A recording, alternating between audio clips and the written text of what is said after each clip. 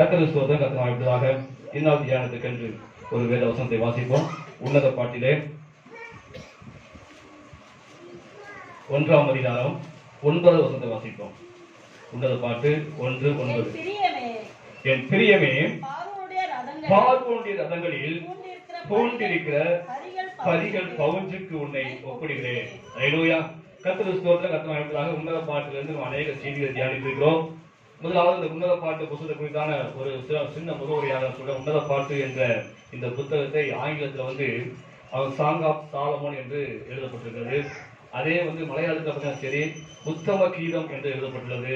அது தமிழ்ல பார்த்தீங்கன்னா சரி உன்னத பாட்டு என்று எழுதப்பட்டது. உன்னத பாட்டு என்ற அழகான தமிழ்ல எழுதப்பட்டது. ஏன் அப்படி உன்னத பாட்டு என்று சொல்லி தமிழ் எழுதிக்காம இது உன்னதமான மேன்மையான பாடல் அர்த்தம். அல்லேலூயா. உயர்வான இது முழுக்க முழுக்க கவிதை எழுதப்பட்ட புத்தகம். கவிதை நடையில எழுதப்பட்ட புத்தகம். உன்னதமான ஒரு மென்மையான அர்த்தம் கொள்ளக்கூடிய ஒரு ஆவிக்குரிய ஆழமான சத்தியம் நிறைந்த ஒரு புத்தகம் இது. அல்லேலூயா. அது மட்டுமல்ல, இது சாலமோன் ஞானியையும் சூலமித்தியா என்ற பெண்ணையும் மையமாக வைத்து எழுதப்பட்ட ஒரு புத்தகம். இந்த புத்தகம் முழுவதுமே பார்த்தீங்கன்னா சரி முழுக்க முழுக்க ஓமையால் நிறைந்த புத்தகம். ஓமையினால்தான் ஆண்டவர் பேசியிருக்காரு. இயேசு என்ற வார்த்தை வராது, கர்த்தர் என்ற வார்த்தை வராது. ஓமையினாலே இந்த வார்த்தையை அந்த புத்தகத்தை எழுதியிருக்கிறாங்க. அல்லேலூயா. அது மட்டும் இல்ல, இன்று வரைக்கும் இஸ்ரேல் தேசத்துல 18 வயதுக்கு உட்பட்டவங்க இந்த புத்தகத்தை படிக்கக்கூடாது என்று தடை வைக்கப்பட்டது. ஏனென்று சொன்னால் இது ஆழமான சத்தியம் நிறைந்த புத்தகம். இந்த புத்தகத்தை அப்படியே நம்ம அர்த்தம் கொண்டோம் சொன்னால் தவறான அர்த்தம் கொள்ளக்கூடிய காரியமா இருக்கும். அதனால இது ஆழமான ஆவிக்குரிய ஜீவிதத்தை வளர்ந்தவங்க தான் இதை படிக்க வேண்டும் என்று அங்கே தடை உத்தரவு போட்டிருக்காங்க. அல்லேலூயா. ஆக இந்த நாட்களிலே இந்த புத்தகத்திலிருந்து ஒரு வசனத்தை நாம் தியானிக்கிறோம். உண்மையான ஆவிக்குரிய அர்த்தம் என்ன என்பது குறித்து நாம் வாசிக்கிறோம். முதலாவது இந்த புத்தகத்துல முதல் வசனத்துல முதல் வார்த்தை என்னது? என் பிரியமே. அல்லேலூயா. என் பிரியமே. இந்த ஒரு வசனத்தை தியானிக்க போகிறோம். என் பிரியமே என்று இந்த வசனம் ஆரம்பிக்குது. ஆக இந்த புத்தகத்தில் சொல்லப்பட்டது போல இது சாலமோன் ஞானியின் சூலமித்தியால் மையமா வைத்து எழுதப்பட்ட புத்தகமா இருந்தாலுமே இது ஓமையா எழுதப்பட்டதுன்னு சொன்னேன். யாருக்கு ஓமையா சொல்லப்பட்டது சொன்னா ஆண்டவர் இயேசு கிறிஸ்துவுக்கு ஓமையாக, அவருடைய மனவாட்டி சபைக்கு ஓமையாக எழுதப்பட்ட புத்தகம் தான் இந்த உன்னத பாட்டு புத்தகம். அல்லேலூயா. சூலமித்தியாலை மனவாட்டி ஆண்டவர் இயேசுடைய புதிய ஏற்பாட்டு சபைக்கு மனவாட்டி சபைக்கு ஒப்பாகவும் சாலமோன் ஞானியை இயேசு கிறிஸ்துவுக்கு ஒப்பாகவும் எழுதப்பட்ட புத்தகம் தான் இந்த புத்தகம். அல்லேலூயா. அந்த அர்த்தத்தின்படி படிக்கும் போதுதான் இந்த அர்த்தத்தை நாம் பொதுவாக புரிந்து கொள்ள முடியும். அல்லேலூயா. ஆக முதலாவது புதிய ஏற்பாட்டு சபை, ரட்சிக்கப்பட்ட சபையை வேதம் சொல்கிறது மனவாட்டி என்று, மனவாட்டி சபை என்று சொல்லுது. அல்லேலூயா. புதிய ஏற்பாட்டு ரட்சிக்கப்பட்ட இந்த சபையை வேதம் என்ன சொன்னா என்ன சொல்லுது? மனவாட்டி சபை என்று சொல்லுது. அல்லேலூயா. மனவாட்டி சபை அதாவது புதிய ஏற்பாட்டு காலத்துல ரட்சிக்கப்பட்ட சபைக்கு வரக்கூடிய எல்லாருமே மனவாட்டி சபையா ஆயிர முடியுமா? கேள்வி. நம்ம சில சபையில வந்துக்கிறோம், ரட்சிக்கப்பட்டிருக்கிறோம், திருவிழா எடுக்கிறோம்.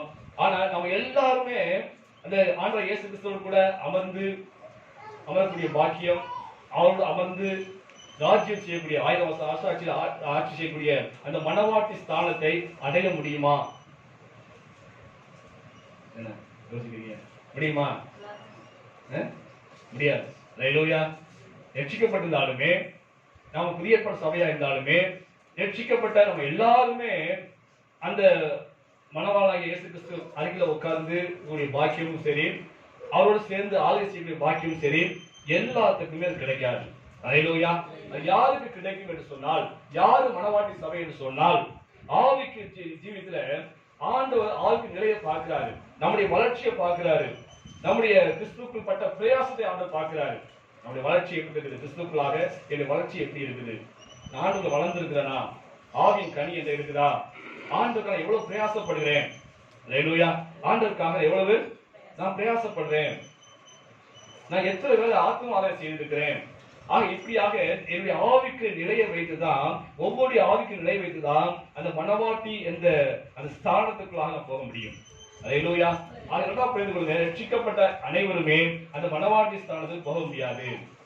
ஆவிக்கு ஜீவிதத்துல வளர்ந்திருக்க வேண்டும், விசுவாசத்துல பலப்பட்டிருக்க வேண்டும், ஆண்டவரை பசுமை ஜீவிக்க வேண்டும், ஆண்டவருக்காக பிரயாசப்பட வேண்டும், ஆண்டவருக்கு ஆத்மவாதம் செய்ய வேண்டும். இப்படியாக ஆவிக்கு நிலை உயர்ந்த ஸ்தானத்துக்கு உள்ளவங்க தான் அந்த மனவாட்டி ஸ்தானத்துக்கு போக முடியும். மற்றவங்க எப்படி இருப்பாங்க அப்படின்னு சொன்னா, மற்றவங்களுக்கு ஆட்டுக்குடைய கல்யாணம் நடக்க போகிறது. அந்த ஆட்டுக்குடைய கல்யாணத்துல அநேக வரவேற்பாளர்களா இருக்கலாம், அநேக விருந்துக்கு வந்தவர்களாக இருக்கலாம், அநேக பந்தி விசாரிப்புக்கு போகக்கூடிய ஒரு வேலை செய்யக்கூடியவர்களாக இருப்பாங்க. அப்படித்தான் பொறுப்புகள் ஆண்டு கொடுப்பாங்க. அல்லேலூயா. ஆனா ஆண்டவர் இயேசு கிறிஸ்துவோடு கூட உட்கார வேண்டும் சொன்னால், அந்த மனவாட்டி ஸ்தானத்துக்கு போன சொன்னால் நம்ம ஆவிக்குரிய ஜீவிதத்துல வளர்ச்சி இருக்க வேண்டும். அல்லேலூயா. ஆவிக்குரிய ஜீவிதத்துல ஒரு முதிர்ச்சி இருக்க வேண்டும். அப்படிப்பட்டவங்க தான் ஆண்டவர் இயேசு கிறிஸ்துவோடு கூட அமர முடியும். அந்த அவர்களோடு சேர்ந்து ஒரு 1000 வருஷ அரசாட்சியை நான் அந்த பூமியில செய்ய முடியும். அல்லேலூயா. ஏன் அப்படி வச்சிருக்காரு சொன்னா, நம்முடைய ஆவிக்குரிய தகுதி, ஆவிக்குரிய வளர்ச்சி அதிகமா இருக்க வேண்டும். அவங்கதான் உள்ள போக முடியும். அவங்கதான் போய் அந்த ஆண்டவர் இயேசுவோடு கூட உட்கார்ந்து ஆட்சி செய்ய முடியும், அரசாள முடியும் என்பதை நாம் உணர்ந்து கொள்ள வேண்டும். முதல்ல வாசிக்கிறோம், ஏன் ஆண்டவர் வச்சிருக்காரு அப்படின்னு சொன்னா, அந்த ஸ்தானத்துக்கு போகணும்னு சொன்னா முதலாவது ஆண்டவர் சொல்றாரு, என்ன வசனத்துல முதல் வார்த்தை, என் பிரியமே. அல்லேலூயா. அப்ப அந்த ஸ்தானத்துக்கு நான் போக வேண்டும் சொன்னால் ஆவிய வளர்ச்சி மட்டும்தான் பத்தாது. ஆண்டவர் சொல்றாரு என் பிரியமே அப்படின்னு சொன்னா எனக்கு பிரியமானவளே என்று அர்த்தம் வந்து. இது மூல பாசையில பார்த்தீங்கன்னா சரி, என் சகோதரியே என்று வந்திருக்குது, என் துணையே என்று வந்திருக்குது. மூல பாசை என்ன பாசை? பழைய ஏற்பாடு எழுதப்படுது. எந்த மொழியில் எழுதுறது? பழைய ஏற்பாடு எபிரேய மொழியில. அல்லேலூயா. எபிரேய மொழியில அதுக்கு கொடுக்கப்பட்ட வார்த்தை என்னன்னா, என் பிரியமே என்ற வார்த்தைக்கு என்ன சொல்லப்படுதுன்னு சொன்னா, என் சகோதரியே, என் துணையே என்று சொல்லப்பட்டிருக்கு. அல்லேலூயா. சகோதரியே, துணையே என்று அதுக்கு நம்ம தமிழ்ல என்ன சொல்றோம்னா மனவாட்டியே என்று சொல்லுவாங்க. அல்லேலூயா. என் மனவாட்டியே, என் சகோதரியே. சகோதரி என்று சொன்னால் அந்த யூதர்களுடைய வழக்கம் என்ன சொன்னா, என்ன வழக்கம்? சகோதர உறவு உள்ளவங்க தான் நினைச்சாங்க திருமணம் செய்து கொள்வார்கள். அல்லேலூயா.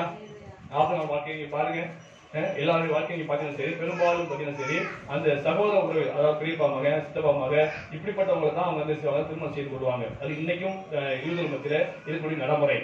அதே சமயம் அதுதான் இன்னைக்கு முஸ்லீம்கள் பின்பற்றாங்க. இஸ்லாமியர்கள் பின்பற்றக்கூடிய காரியம் அதுதான். அவங்க அப்படிதான் செய்வாங்க. நம்ம கூட அத்தை மகள் மாமகளாம் திருமணம் செய்ய முடியாது, பெரியப்பா மகள் சித்தப்பா மகள் தான் அவங்க திருமணம் செய்வாங்க. அல்லேலூயா. அதெல்லாம் சகோதரியே என்ற வார்த்தை வந்திருக்குது. அதான் துணையே. அது தமிழ் மொழி வைக்கும் போது மனவாட்டியே என்று சொல்லப்பட்டது. அப்ப ஆண்டவர் இயேசு கிறிஸ்துவின் மனவாட்டியா இருக்க வேண்டும் சொன்னால் முதலாவது நாம் என்ன செய்ய வேண்டும் சொன்னால் என்ன செய்யணும்? அவருக்கு பிரியமா இருக்க வேண்டும். அல்லேலூயா. அவருக்கு பிரியமா இருக்க வேண்டும், அவருக்கு பிரியமானதை செய்ய வேண்டும். அப்படி இருக்கும் போதுதான் அந்த ஸ்தானத்துக்கு போவதற்கு முதல் தகுதி. அல்லேலூயா. நீங்க யாருக்கு பிரியமா நடக்கிறோம்? நம்ம நினைச்சு பார்க்கணும், சிந்திச்சு பார்க்கணும். நம்ம யாருக்கு பிரியமா நடக்கிறோம்? ஆண்டவர் இயேசு கிறிஸ்துவுக்கு பிரியமா நடக்கிறோமா? நான் இன்னைக்கு செய்யற செயல் எல்லாமே என் ஆண்டவருக்கு பிரியமா இருக்குதா? நான் பேசுற வார்த்தைகள் எல்லாம் என் ஆண்டவருக்கு பிரியமா இருக்குதா? நினைச்சு பாருங்க. நீ யாருக்கு பிரியமா வாழ்றோம்? வசனம் சொல்லு, வாசிப்போம். எபேசியர் 5ஆம் அதிகாரம் 10ஆம் வசனம் சொல்லு, வாசிப்போம். எபேசியர் 5:10. கர்த்தருக்கு பிரியமானது என்னவென்று நீங்கள் சோதித்து அறிந்து. அல்லேலூயா. கர்த்தருக்கு பிரியமானது என்ன என்பதை நீங்க செய்யலாம், சோதித்து அறிய வேண்டும். ஆண்டவருக்கு என்ன பிரியம், அது எப்படி பிரியப்படுத்துவது என்று சோதித்து அறிந்து அது நடக்க வேண்டும். அப்பதான் அந்த மனவாட்டி ஸ்தானத்துக்கு நான் போக முடியும். அப்பதான் உங்களை என்னையும் பார்த்து ஆண்டவர் என் பிரியமே என்று கூப்பிட முடியும். அல்லேலூயா. நீங்க யாருக்கு பிரியமா வாழ்ந்து கொண்டு இருக்கிறோம்? என்னை பிரியப்படுத்த வாழ்ந்து கொண்டிருக்கோம். அப்படிதான் இன்னைக்கு என்னை பிரியப்படுத்த முடியாத, எனக்கு பிரியமா, எனக்கு எது பிடிச்ச சட்டையோ, எனக்கு எது பிடிச்ச ட்ரெஸ்ஸோ அதான் போடுவேன், எனக்கு பிடிச்ச சாப்பாடு எதுவோ அதான் சாப்பிடுவேன். இப்படி என்னை பிரியப்படுத்த முடியாத நீங்க அனைவரும் வாழ்ந்து கொண்டிருக்கிறோம். அல்லேலூயா.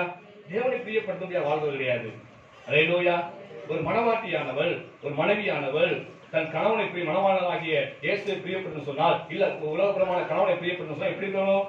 அந்த கணவனை பிரியப்படுத்த முடியாத வாழணும். அல்லேலூயா.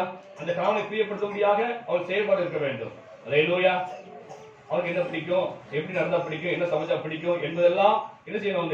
அவருக்கு பிரியமானது கேட்டு கேட்டு செய்யும் போதுதான் அந்த குடும்பத்துல என்ன சந்தோஷம் இருக்கும், சமாதானம் இருக்கும்.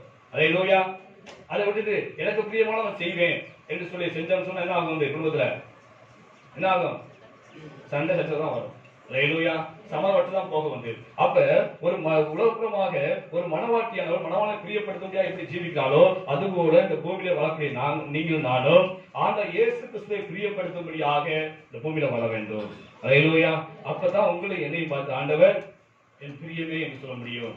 ஆண்டவர் இயேசு கிறிஸ்துவை மனவாட்டியாக நாம் இருக்க வேண்டும் சொன்னால் முதலாவது நாம் கர்த்தருக்கு பிரியமா இருக்க வேண்டும். அல்லேலூயா. எனக்கு பிரியமானது அல்ல. அல்லேலூயா. ஆனா அதை போல உலக ஆசை இச்சை எல்லாவற்றையும் என்ன செய்து சிலுவையில அழிஞ்சிட்டேன். அல்லேலூயா. என் ஆசை, என் உலக ஆசை எல்லாத்தையும் நான் சிலுவை அடைஞ்சிட்டேன்.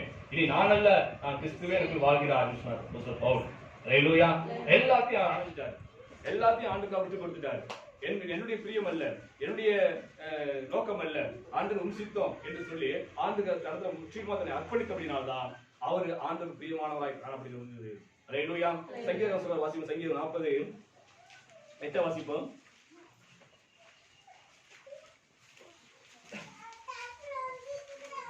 சங்கீதம் 40:8. என் தேவனே, உமக்கு பிரியமானதை செய்ய விரும்புகிறேன். அல்லேலூயா. தாவீது சொல்றாரு, என்ன சொல்றாரு? உமக்கு பிரியமானதை செய்ய விரும்புகிறேன். அதான் தேவனுடைய பிள்ளைகள் எல்லாரும் செய்ய வேண்டிய காரியம்.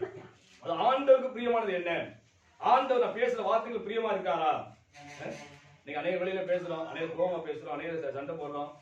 இதெல்லாம் ஆண்டவர் பிரியப்படுறாரா மேல நினைச்சு பார்க்கணும். அல்லேலூயா. நம்ம வாழ்க்கையில தேவனை பிரியப்படுத்த முடியாத வாழ வேண்டும். அல்லேலூயா. தேவனுக்கு பிரியமானது என்ன? நம்ம ஆண்டவர் அழைத்தவர் எப்படிப்பட்டவர்? உண்மையுள்ளவர். அல்லேலூயா. அப்ப ஆண்டவர் இயேசு கிறிஸ்து அழைத்தவர் உண்மையுள்ள தேவனா இருக்க அப்படின்னாலே அவருடைய மனவாட்டியாக நீங்களும் நானும் எப்படி சொன்னா எப்படி வேணும்? உண்மையுள்ளதாக இருக்க வேண்டும். அல்லேலூயா. செம்மையானவர்கள் அவருக்கு பிரியமானவர்கள் வசனம் சொல்லுது சங்கீதத்துல. அவர் செம்மையானவர்கள், உண்மையானவர்கள். உண்மையானவர்கள் தேவனுக்கு பிரியமானவர்கள். அப்ப நம்ம எல்லாவற்றையும் எப்படி இருக்கணும்? உண்மையா இருக்க வேண்டும். அல்லேலூயா. கொஞ்சத்தில் உண்மையா இருந்தா ஆண்டவர் நிச்சயம் கொஞ்சத்துல உண்மையா இருக்கணும். ஆண்டவர் கொடுத்த இந்த கொஞ்சம், இந்த சின்ன ஊழியம் வச்சுக்கிறேன், இந்த சின்ன ஊழியம், இந்த சின்ன ஊழியத்துல எப்படி இருக்கணும்? உண்மையா இருக்க வேண்டும். இந்த சின்ன ஊழியத்தை உண்மையா இருந்தா ஆண்டவர் பெரிய சபையை கொடுப்பாரு. அது உங்களுக்கு கொடுக்கப்பட்ட வாழ்க்கையில, உங்களுக்கு கூட பொறுப்புகள்ல நீங்க உண்மையா இருந்தீங்க சொன்னா, கொஞ்சத்துல உண்மையா இருந்தீங்க சொன்னா ஆண்டவர் உங்களை அதிகாரத்தை கொடுப்பாரு. மனவாட்டிய ஸ்தானத்தை கொடுத்து ஆண்டவர் இந்த உலகத்தை ஆளும்படியாக நினைப்பாரு, அதிகாரத்தை கையில கொடுத்துருவாரு. அல்லேலூயா. உண்மை இருக்குதா நம்ம வாழ்வில? உண்மையா இருக்கிறோமா? ஆண்டவருக்கு உண்மையா இருக்கிறோமா? அல்லேலூயா. கணவனுக்கு மனைவி உண்மையா இருக்கிறோமா? காலம் கடைசியானதுனால இதெல்லாமே இன்னைக்கு இல்ல, அதெல்லாம் சொல்ல வேண்டிய ஒரு கட்டாயத்துல இருக்க வேண்டியது. படிக்கிற பிள்ளைங்க பெற்றோருக்கு உண்மையா இருக்கிறோமா? பிள்ளைங்க கஷ்டப்பட்டு பெற்றோர்கள் நினைச்சாங்க பணத்தை காசு செலவழிச்சு படிக்க வைக்கிறாங்க. பிரைவேட்டுக்கு போறோம், கல்லூரிக்கு போற நாம என்ன நோக்கத்துல போறோம்? படிக்கணும் நோக்கத்துல போறோம். அப்பா அம்மா கஷ்டப்பட்டு படிக்க வைக்கிறாங்க, காசு பணம் செலவழிச்சு படிக்கிறாங்க. அது படிக்க போற நாம அங்க பெற்றோர்களுக்கு உண்மையான இருக்கிறோமா? படிப்பு மட்டும் தான் படிக்கிறோமா? வேற ஏதாவது செய்யறோமா? அதான் சிந்திச்சு பார்க்கணும். உண்மையா இருக்கிறோமா? கொஞ்சத்துல உண்மை இல்ல. அல்லேலூயா. எல்லாவற்றையும் ஆண்டவர் உண்மை எதிர்பார்க்க ஒன்று தீமோத்தேயு சொல்லப்பட்டிருக்காரு. அப்போஸ்தலர் சொன்னாரு, நான் உண்மை உள்ளவன் என்று கருதி இந்த கனமான ஊழியத்தை கர்த்தர் எனக்கு கொடுத்தாரு. அல்லேலூயா. அவங்க பாருங்க, ஒரு மனுஷனுக்கு ஊழியத்தை கொடுத்தா கூட ஆரம்பிச்சாரு, அது உண்மைத்தன்மை பார்க்கிறாரு. அல்லேலூயா. உண்மை இதுதான் அவங்க ஆண்டவர் ஊழியத்தை கொடுப்பாரு. அல்லேலூயா. அவங்க எல்லாவற்றையும் நான் உண்மையுள்ளதாக இருக்க வேண்டும். அந்த உண்மையை தேவன் எதிர்பார்க்கிறாரு. அதுதான் கர்த்தருக்கு பிரியமானது. இரண்டாவது வாசிக்கும் சங்கீதம் 147:11 வாசிப்போம்.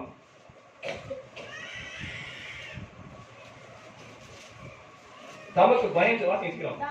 நமக்கு பயந்து தமது கிருபையை காத்தவர்கள் மேல் கர்த்தர் பிரியமாய் இருக்கிறார். கர்த்தருக்கு பயப்பட பயம் வேணும். ஆண்டவருக்கு நினைச்சோம் பயப்படணும். அல்லேலூயா. அதாவது பயத்தோடு நடக்கத்தோடு கர்த்தரை நினைச்சீங்க ஆராதனை செய்யுங்கள். அல்லேலூயா. ஆராதனைக்கு வரும்போது எப்படி இருக்கணும்? பயப்படணும். வானத்தையும் பூமி உண்டாக்குற தேவன், பட்சிக்கிற தேவன். அல்லேலூயா. அவருக்கு முன்னாடி நிக்கிறோம். எவ்வளவு பயத்தோடு பக்தியோடு நிக்க வேண்டும். ஒரு பயம் வேணும். ஆண்டவருக்கு பயமே இல்ல. அதான் துணிகரமா சண்டை போறோம், துணிகரமா பேசுறோம், கெட்ட வார்த்தை வருது வாயில எல்லாமே. ஏன் வருது? ஆண்டு காண்கிறாரு தெரிய மாட்டேங்குது. அந்த பயம் இல்ல. ஆண்டு பார்த்துட்டு தான் இருக்கிற எல்லாத்தையுமே. இதெல்லாம் ஒரு நாள் ஏன் உண்டு. அது கர்த்தருக்கு பேர் பயம் இல்லாதனால துணிகரமா நீங்க பேசுறோம், துணிகரமா சண்டை போறோம், துணிகரமா நீங்க எல்லா காரியமும் செய்து கொண்டிருக்கிறது. அவர் கர்த்தருக்கு பேர் பயமே இல்ல. ஆனால் கர்த்தருக்கு பயப்படுற கர்த்தர் பிரியமா இருக்கிறாரு. அல்லேலூயா. ஆக இப்படிப்பட்ட பிரியமாய் இருக்கிறதுதான் முதலாவது தகுதி அந்த மனவாட்டி ஸ்தானத்துக்கு போறதுக்கு. அல்லேலூயா. ஆக இப்படிப்பட்ட ஒரு பிரியமா இருக்கக்கூடியதான் அந்த மனவாட்டி ஸ்தானத்துக்கு போய் சேர முடியும். அல்லேலூயா. முதலாவது மனவாட்டி ஸ்தானத்துக்கு நான் போகணும்னு சொன்னா முதல்ல என்ன செய்யணும் சொல்லுங்க? ஆண்டவருக்கு பிரியமா இருக்க வேண்டும். அந்த இரண்டாவது வசனம் வாசிப்போம். அந்த உன்னதப்பட்ட 1:9. என் பிரியமே பார்வோனுடைய ரதங்களில் பூண்டிருக்கிற பரிகள் பவுஞ்சுக்கு உன்னை ஒப்பிடுகிறேன். அல்லேலூயா. ஆண்டவர் பிரியமே சொல்லிட்டு ஆண்டவர் உங்களை என்னையும் எதுக்கு ஒப்புறாரா? பார்வோனின் ரதங்களிலே பூண்டிருக்கிற பரிகளுக்கு பவுஞ்சுக்கு ஒப்பாய் ஒப்பாக்குகிறேன்னு சொல்றாரு. அல்லேலூயா. நல்லா கவனிச்சு பாருங்க. பார்வோனின் ரதங்களில் பூண்டிருக்கிற பரிகள் அப்படின்னு என்ன அர்த்தம்? பரிகள் அர்த்தம். பரிகள்னா இது பரிகள் சமஸ்கிருத வார்த்தை. என்ன அர்த்தம் பரிகள்னா? குதிரைகள். ஏதா பரிகள் தெரியாதா? குதிரை. அல்லேலூயா. ஆக பார்வோனின் ரதத்துல பூண்டிருக்கக்கூடிய குதிரைகளுக்கு உன்னை ஒப்பாக்குகிறேன்னு சொல்றாரு. அப்ப மணவாட்டி அந்த ஸ்தானத்தை அடைய வேண்டும் சொன்னால், ஆண்டவர் இயேசு கிறிஸ்துவின் மணவாட்டி சபையை நாம் ஆள வேண்டும் சொன்னால், நாம் யாரா இருக்க வேண்டும் சொன்னால், பார்வோனின் ரதத்திலே பூட்டப்பட்டிருக்கிற அந்த குதிரைகளுக்கு ஒப்பா இருக்க வேண்டும். அல்லேலூயா. ஆண்டவர் போய் நம்மள அந்த ஆராதனை மனசுல நினைச்சாரு, ஆண்டவர் குதிரைக்கு ஒப்பா சொல்றாரு அப்படின்னு நினைக்காரு. அல்லேலூயா. மணவாட்டியை மட்டுப்படுறதுக்காக சொல்ற ஆண்டவர் மணவாட்டி எவ்வளவு மேலானவர் என்று காட்டத்தான் சொல்றாரு. அல்லேலூயா. அது தியானிக்கும் போது விளக்கம் புரியும் எதுக்காக ஆண்டவர் சொல்றான்னு சொல்லி. அந்த நாட்களில் பார்த்தீங்கன்னா சரி, எகிப்து தேசம் வந்து ஒரு வல்லரசு நாடா இருந்துச்சு. எகிப்து தேசம் வந்து இன்னைக்கு எப்படி ரஷ்யா அமெரிக்கா வல்லரசு நாடா இருக்கோ அது போல அந்த நாட்களிலே என்ன நடந்துச்சு? எகிப்து எல்லாத்துலயுமே கட்டிடக்கலையாலும் சரி, எந்த இதுனாலும் சரி, எல்லாவற்றிலும் மருத்துவத்துறையாலும் சரி, எல்லாவற்றிலும் வளர்ந்த ஒரு தேசமாக அன்னைக்கு எகிப்து இருந்துச்சு. கட்டிடக்கலைக்கு இன்னைக்கும் சார்ந்து இருக்குது. என்னது? பிரமிடு. அல்லேலூயா. எகிப்து கட்டப்பட்ட பிரமிடு இன்னைக்கு உலக அதிசயமாக விளங்குது. அந்த அளவுக்கு நுணுக்கமாக கட்டக்கூடிய அந்த கட்டட கலையில அவர் தேர்ச்சி பெற்றதாக இருந்தாங்க. எல்லாரும் தேர்ச்சி பெற்றதாக இருந்தாங்க. மருத்துவம் அங்கிருந்து வந்தது. அந்த அளவுக்கு ஒரு வல்லரசு நாடாக எகிப்து இருந்துச்சு. அல்லேலூயா. அது மட்டுமல்ல, அந்த எகிப்துல என்ன ஃபேமஸ் சொன்னா, இந்த கட்டக்கலை மட்டும் கிடையாது ஃபேமஸ். என்னது? குதிரைகளுக்கும் ஃபேமஸ். அல்லேலூயா. ஒவ்வொரு நாட்டிலும் ஒவ்வொரு என்னது ஃபேமஸா இருக்கும், அது பிரபலமா இருக்கும். அது அதுபோல எகிப்து நாட்டுல பாத்தீங்கன்னா சரி, குதிரைகளுக்கு பேர் போன ஒரு தேசம். அல்லேலூயா. அங்குள்ள குதிரைகள்லாம் ரொம்ப அழகா இருக்கும். அல்லேலூயா. ரொம்ப வீரியம் உள்ளதா இருக்கும். ரொம்ப வீரியம் என்னது? பலன் உள்ளதா இருக்கும், வீரியம் உள்ளதா இருக்கும், அழகா உள்ளதா இருக்கும். அது மட்டும் இல்ல, யுத்த பயிற்சியில தேர்ச்சி பெற்றதா இருக்கும். யுத்தத்துல நினைச்சது அந்த பயிற்சி கொடுத்துருப்பாங்க. அது தேர்ச்சி பெற்ற குதிரையாக இருக்கும். ஈஸியா கற்றுக்கொள்ளும். யுத்தத்தை என்ன செய்ய ஈஸியா கற்றுக்கொள்ளும். அப்படிப்பட்ட குதிரைகள் அந்த நாட்களிலே எகிப்து தேசத்துல அது சந்தையாக விளங்கியது. அதனாலதான் பழைய ஏற்பாடுல பார்க்கிற வாசிப்போம். உபாகமத்துல 17:16 வாசிப்போம். உபாகமம் 17:16.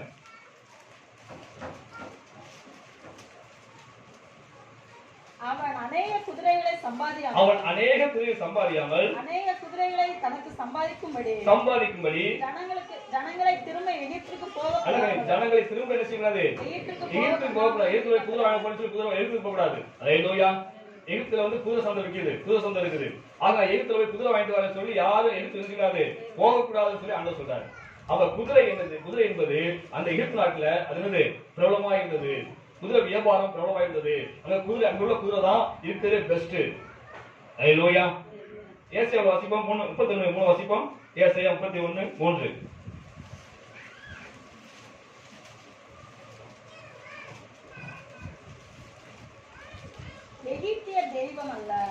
எகிப்தியர் தெய்வம் அல்ல, மனுஷர் தானே. அவர்களுடைய குதிரைகள். எகிப்தியர் தெய்வம் அல்ல. இன்னைக்கு அமெரிக்கால பார்த்தா என்ன செய்வாங்க? அப்பா அமெரிக்கா வந்து வந்துட்டாரியா அப்படின்னு வந்து பெருசா நினைக்கிறோம், அந்த தெய்வமா நினைக்கிறோம்.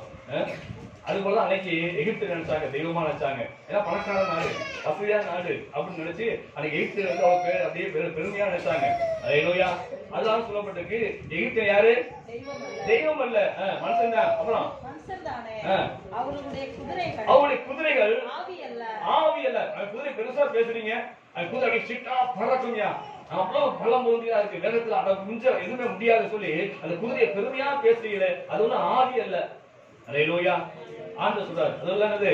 ஆவி கிடையாது. அதை ஏன் பெருசா பேசுற, அதை ஏன் பெருசா நினைக்கிற அப்படின்னு சொல்லி ஆண்டவர் அந்த குதிரையை பற்றி சொல்றாரு. அல்லேலூயா. ஆனா அந்த அளவுக்கு எகிப்திய குதிரைகள் பெயர் பெற்றது. அந்த எகிப்து நாட்டிலும் சரி, மற்ற நாட்டிலும் சரி, அந்த நாட்டில் நடுத்தர வசதி உள்ளவங்க சரி, கொஞ்சம் வசதி படித்தவங்க சரி, பிரபுக்கனாலும் சரி, எல்லாருக்குமே வாகனம் எது? இந்த காலத்துல கார் வச்சிருந்தாங்க, இல்ல ஆட்டோ வச்சிருந்தாங்களா? என்ன இருந்துச்சு? குதிரை தான். எல்லாத்துக்கும் குதிரை. நடுத்தர வசதியானவங்களுக்கு சரி, ஜமீன்தார்களும் சரி, பிரபுக்களும் சரி, மந்திரிகளும் சரி, எல்லாம் ராஜா முதல்ல என்ன வச்சிருப்பாங்க? குதிரை தான் வச்சிருப்பாங்க. அல்லேலூயா. குதிரை வச்சிருந்தா பணக்காரன். அல்லேலூயா. எதுல ஒரு நாட்டுல குதிரை வண்டி தான் போவாங்க, குதிரை தான் போவாங்க. அப்படியாக அந்த காலத்துல வாழ்ந்தவங்க எல்லாரும் குதிரை வச்சிருந்தாங்க. நம்ம தமிழ்நாட்டுல கூட குதிரை நினைச்சது ஒரு காலத்துல குதிரை வண்டி இருந்துச்சு. தெரியுமா? எத்தனை குதிரை வண்டி பாத்தீங்களா? என் காலம் நாள் பாத்திருக்கேன். சீட்டுல பாத்தீங்கன்னா சரி, அந்த ஹாஸ்பிட்டலுக்கு எதிராக ஒரு செட்டு கொடுப்பாங்க, தர செட்டு. இப்போ 2 வீலர் நிற்கி அது காலத்தில் பார்த்தீங்கன்னா சரி நிற்கும், குதிரை வண்டி தான் நிற்கும். அல்லேலூயா. அந்த நிற்கும் போட்டுப்பாங்க, குதிரை சாணம் கிடைக்கும்னு சொல்லி போட்டுப்பாங்க. ஏன்னா இன்னும் வருஷம் குதிரை வளர்க்குறாங்க, அந்த பழைய இது வளர்க்குறாங்க, இன்னும் ஒரு குதிரை வளர்க்குறாங்க. அல்லேலூயா. ஆக அந்த குதிரை வந்து அந்த காலத்துல வந்து எல்லாருக்கும் வாகனமா இருந்துச்சு. அதே சமயத்துல பார்வோன் ராஜாவுக்கு என்ன வாகனம்? குதிரை தான் வாகனம். அல்லேலூயா. எல்லாரும் வச்சிருக்காங்க குதிரை, ஜமீன்தார் வச்சிருக்காங்க குதிரை, மந்திரிகள் வச்சிருக்காங்க குதிரை. அதே சமயத்துல சரி நடுத்தர பக்கத்தில் உள்ளவங்க எல்லாம் வச்சிருக்காங்க குதிரை, எல்லாரும் குதிரை வச்சிருக்காங்க, ராஜாவும் குதிரை வச்சிருக்காரு. அல்லேலூயா. அப்ப அவங்க குதிரை போல இந்த குதிரை இருக்குமா? நினைச்சு பாருங்க. இந்த மந்திரி வச்சிருக்க குதிரை போல ராஜா குதிரை இருக்குமா? எப்படி இருக்கும்? ராஜா குதிரை எப்படி இருக்கும்? எல்லாவற்றும் மேலானதா இருக்கும். அல்லேலூயா. அந்த மந்திரி வச்சிருக்க குதிரை அழகா இருந்தாலும் பலம் பொருந்தியா இருந்தாலும் இந்த ராஜா பார்வோன் ராஜா ஏறக்கூடிய குதிரை எப்படி சொன்னா அதை காட்டிலும் பலம் பொருந்தியதாக இருக்கும், அதை காட்டிலும் அழகுள்ளதாக இருக்கும், அதை காட்டிலும் வீரியம் உள்ளதாக யுத்த தந்திரங்கள் தெரிந்த ஒரு குதிரையாக தான் இந்த ராஜா வச்சிருக்க குதிரை இருக்கும். அல்லேலூயா. ஆண்டவர் உங்களை இணைய சரி சாதாரண குதிரைக்கு அப்படி இல்லை, எல்லாம் புரிந்து கொள்ளுங்க. எத்தனையோ குதிரை வச்சிருக்காங்க, எத்தனை குதிரை பிரயாணம் பண்ணிருக்காங்க. அப்படிப்பட்ட சாதாரண குதிரைக்கு உங்களை என்னை ஆண்டவர் ஒப்பிடவில்லை. ஆண்டவர் பார்த்தீங்கன்னா சரி எல்லாவற்றும் மேலான பார்வோன் ராஜா, அது உலகத்துக்கே அந்த வல்லமையுள்ள நாடு. அது அன்னைக்கு சரி அன்னைக்கு தான் இருந்தது வல்லரசு நாடா இருந்தது. அந்த வல்லரசு நாட்டை ஆளக்கூடிய அந்த பார்வோன் பயன்படுத்தக்கூடிய அவன் ஏறக்கூடிய குதிரையாக நீங்கள் நானும் இருக்கும் என்று ஆண்டவர் சொல்கிறார்கள். அல்லேலூயா. நீங்கள் நான் சாதாரண குதிரைகள் அல்ல, பார்வோன் கழுத்துல பூட்டப்பட்ட குதிரைக்கு சமமாய் இருக்கிறோம். அல்லேலூயா. ஆக இது என்ன சொன்னா விசுவாசம் இருக்காங்க, அதுவும் குதிரை தான். ஆனாலும் அந்த குதிரை பார்வோன் குதிரை அல்ல, பார்வோன் ஏற முடியாது. அந்த பார்வோன் பார்த்தா குதிரை செய்வான், இதெல்லாம் குதிரை ஆகுதான். ஏன் அவன் குதிரை எப்படி இருக்கு சொல்லுங்க? அவன் குதிரை இதை காட்டும் உயர்வானதா இருக்கு, மேன்மையானதா இருக்குது. அந்த பார்வோன் ராஜா மற்றவர்களை பார்க்கும்போது அற்பமா நினைப்பா வந்து. அல்லேலூயா. அது குதிரை தான், ஆனாலும் அதை காட்டிலும் அவன் குதிரை மேலானதா இருக்குது. அதே போல இன்னைக்கு விசுவாசிகள் இருக்கிறாங்க, அவங்க குதிரை போல விசுவாசி இருக்கிறாங்க. ஆண்டவர் இயேசு கிறிஸ்துவை மனவாட்டியாக சொன்னால் அவங்களை காட்டிலும் மேலானதான் போக முடியும். புரியுது உங்களுக்கு? ஏன் ஆண்டவர் பார்வோன் குதிரை பார்வோன் போட்டப்பட்ட குதிரை சொன்னாரு அப்படின்னு சொன்னா எல்லா விசுவாசி தான் இல்லைன்னு சொல்லல, ஆனா அவங்களை காட்டிலும் மேலான வலிமை பொருந்தியவர்களாக, மேலான பலம் பொருந்தியவர்களாக, மேலான அழகுள்ளவர்களாக, மேலான வீரியம் உள்ளதாக, மேலான யுத்தத்தை படித்த ஒரு குதிரையாகத்தான் பார்வோன் குதிரை இருக்கும். அதுபோல ஆண்டவர் இயேசு கிறிஸ்துவின் மனவாட்டி ஸ்தானத்தில் உட்கார்ந்து சொன்னால் சாதாரண விசுவாசியா இல்ல, அவரை காட்டிலும் ஆழ்விச்சித்த வளர்ச்சி, அவரை காட்டிலும் ஆழ்வி ஜீவில ஒரு மேலான நிலையை அடைந்தவர்கள், ஆண்டவருக்காக இந்த பூமியில பாடு அனுபவித்தவங்க, பிரயாசப்பட்டவங்க, ஆத்மாவை ஆதாயப்படுத்துறவங்க, அப்படிப்பட்ட ஆவிக்கு சீட்டு வளர்ந்தவர்கள் தான் ஆண்டவர் இயேசு கிறிஸ்து பக்கத்துல போய் மனவாட்டி ஸ்தானத்தில் உட்கார முடியும் என்பதை ஆண்டவர் கல்வி சொல்றாரு. அல்லேலூயா. இத சொல்ல உங்களுக்கு புரியுதா? ஏன் ஆண்டவர் பார்வோன் ராஜாவுக்கு பூட்டப்பட்ட குதிரைக்கு ஒப்பா சொல்றாரு உங்களே நீங்க சொல்ல புரியுதா? அது சாதாரண குதிரைகள் அல்ல, அதுவும் குதிரை தான் இல்லைன்னு சொல்லல, அதை காட்டும் மேலானதுதான் பார்வோன் வைக்கிற குதிரை. அதே போல எல்லா விசுவாசிகள் தான் இல்லைன்னு சொல்லல, ஆனாலும் சாதாரண விசுவாசிகளை காட்டிலும் ஆண்டவர் இயேசு கிறிஸ்து அருகில போய் அவருக்கு சமமாக போய் அவர் பக்கத்துல போய் மனவாட்டியாக உட்காருன்னு சொன்னால் அந்த சாதாரண விசுவாசிகளை காட்டிலும் மேலான ஸ்தானத்துல, மேலான நிலையிலே, ஆவியின் வளர்ச்சியிலே, ஆவின் கனிவுகளாக இருக்கிறவங்கதான் ஆண்டுக்காக பிரயாசப்பட்டவங்க, ஆண்டுக்கு அடிபட்டவங்க, ஆண்டுக்காக பாடல் வச்சவங்க, அவங்க தான் போய் அந்த ஸ்தானத்தில் உட்கார முடியும். அல்லேலூயா. இதான் ஆண்டவர் இங்க வலியுறுத்தி சொல்றாரு. அல்லேலூயா. அடுத்ததாக சரி பார்வோன் காலத்துல என்ன செய்யப்பட்டிருக்கு? தூண்டிருக்கிற பரிகள். அல்லேலூயா.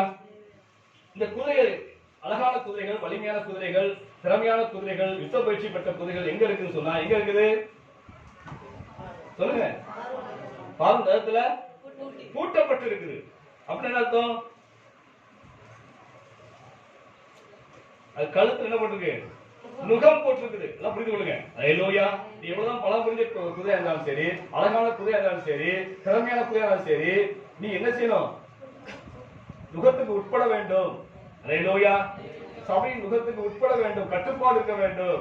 அல்லேலூயா. இது பலம் இருக்கிறதாக இழுத்து ஓட முடியாது. எங்க இருக்கணும்? நுகம் மாற்றப்பட்டதாக, அந்த பார்வனுடைய அந்த வார்த்தை கீழ்ப்படிக்கூடிய நுகம் மாற்றப்பட்ட குதிரையாக அது இருக்க வேண்டும். அல்லேலூயா.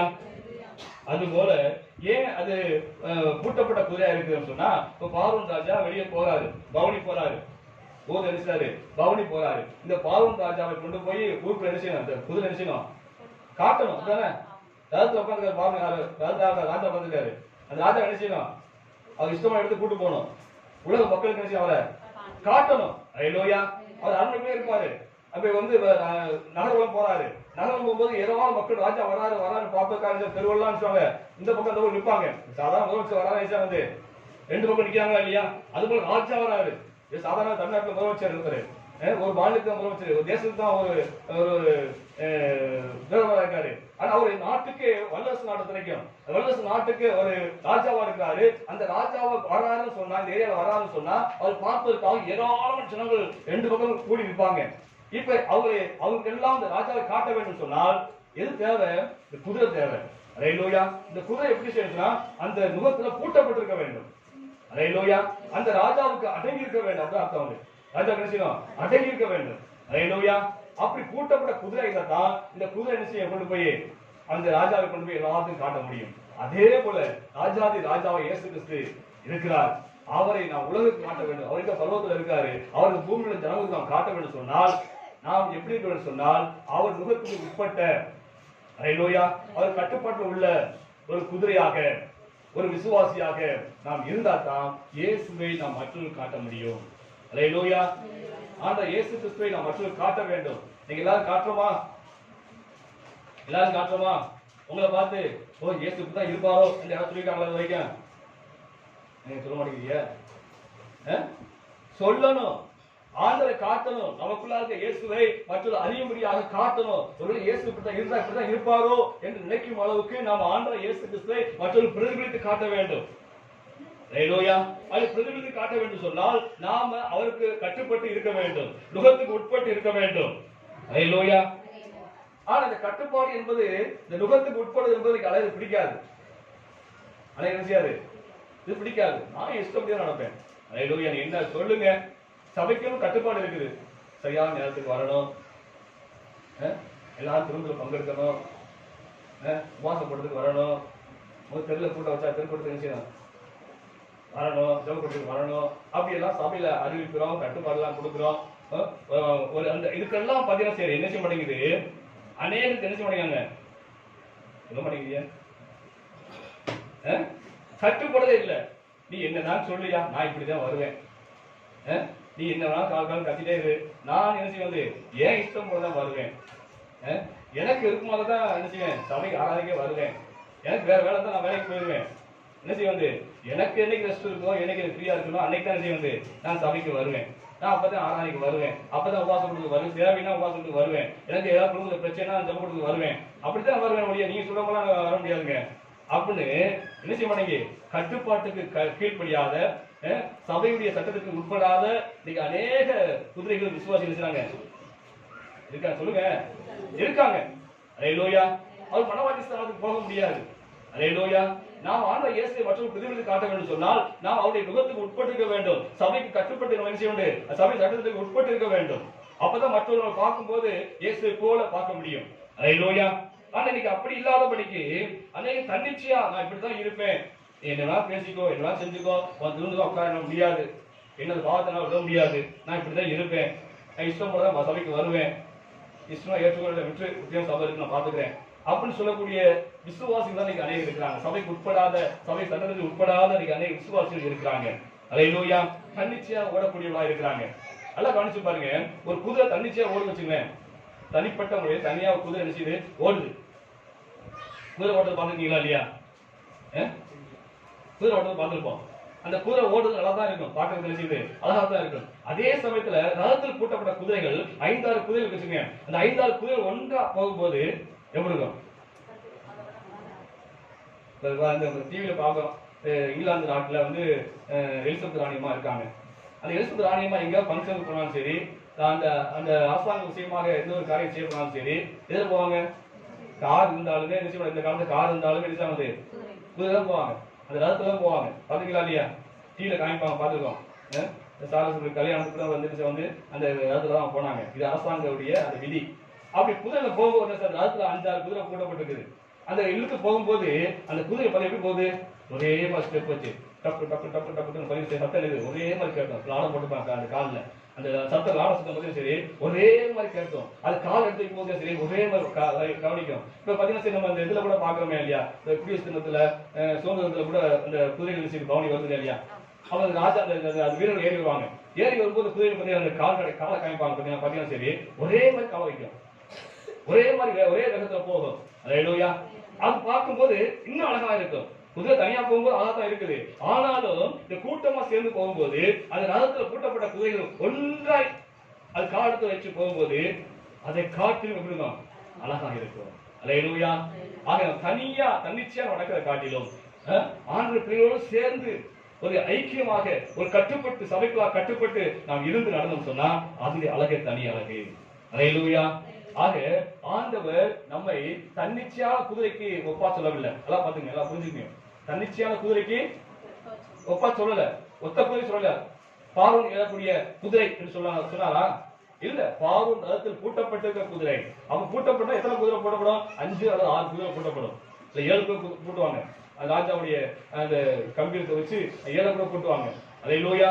அப்ப ஆண்டவர் உங்களுக்கு சொல்லும் போது என்ன சொல்றாரு சொன்னா, தன்னிச்சையான குதிரைக்கு ஒப்பா சொல்லல. ராஜா தனியா குதிரையும் போவதும் செய்வார், வேட்டைக்கா போவாரு. ஆனா அதை சொல்லலைங்க. உங்களை என்னை எதுக்கு ஒப்புறாரு சொன்னா, பார்வோன் ராஜா ரதத்துல பூட்டப்பட்டிருக்க குதிரைக்கு ஒப்பா சொல்லியிருக்காரு. அப்ப 5-6 குதிரைகள் 7 குதிரைகளுக்கு ஒப்பாக ஒரு கூட்டமா இருக்கக்கூடிய கூட்டத்துக்கு அதாவது கட்டுப்பட்டு இருக்குது, நுகத்துக்கு உட்பட்டு கட்டுப்பட்டு இருக்கு. அப்படிப்பட்ட குதிரைக்கு ஒப்பா தான் சொல்லப்பட்டிருக்கு. அல்லேலூயா. தன்னிச்சையா ஓடக்கூடிய குதிரைக்கு பேர் என்ன தெரியுமா உங்களுக்கு? வாசிப்போம். வசனத்துல யோபு 39:5 வாசிப்போம். 39:5.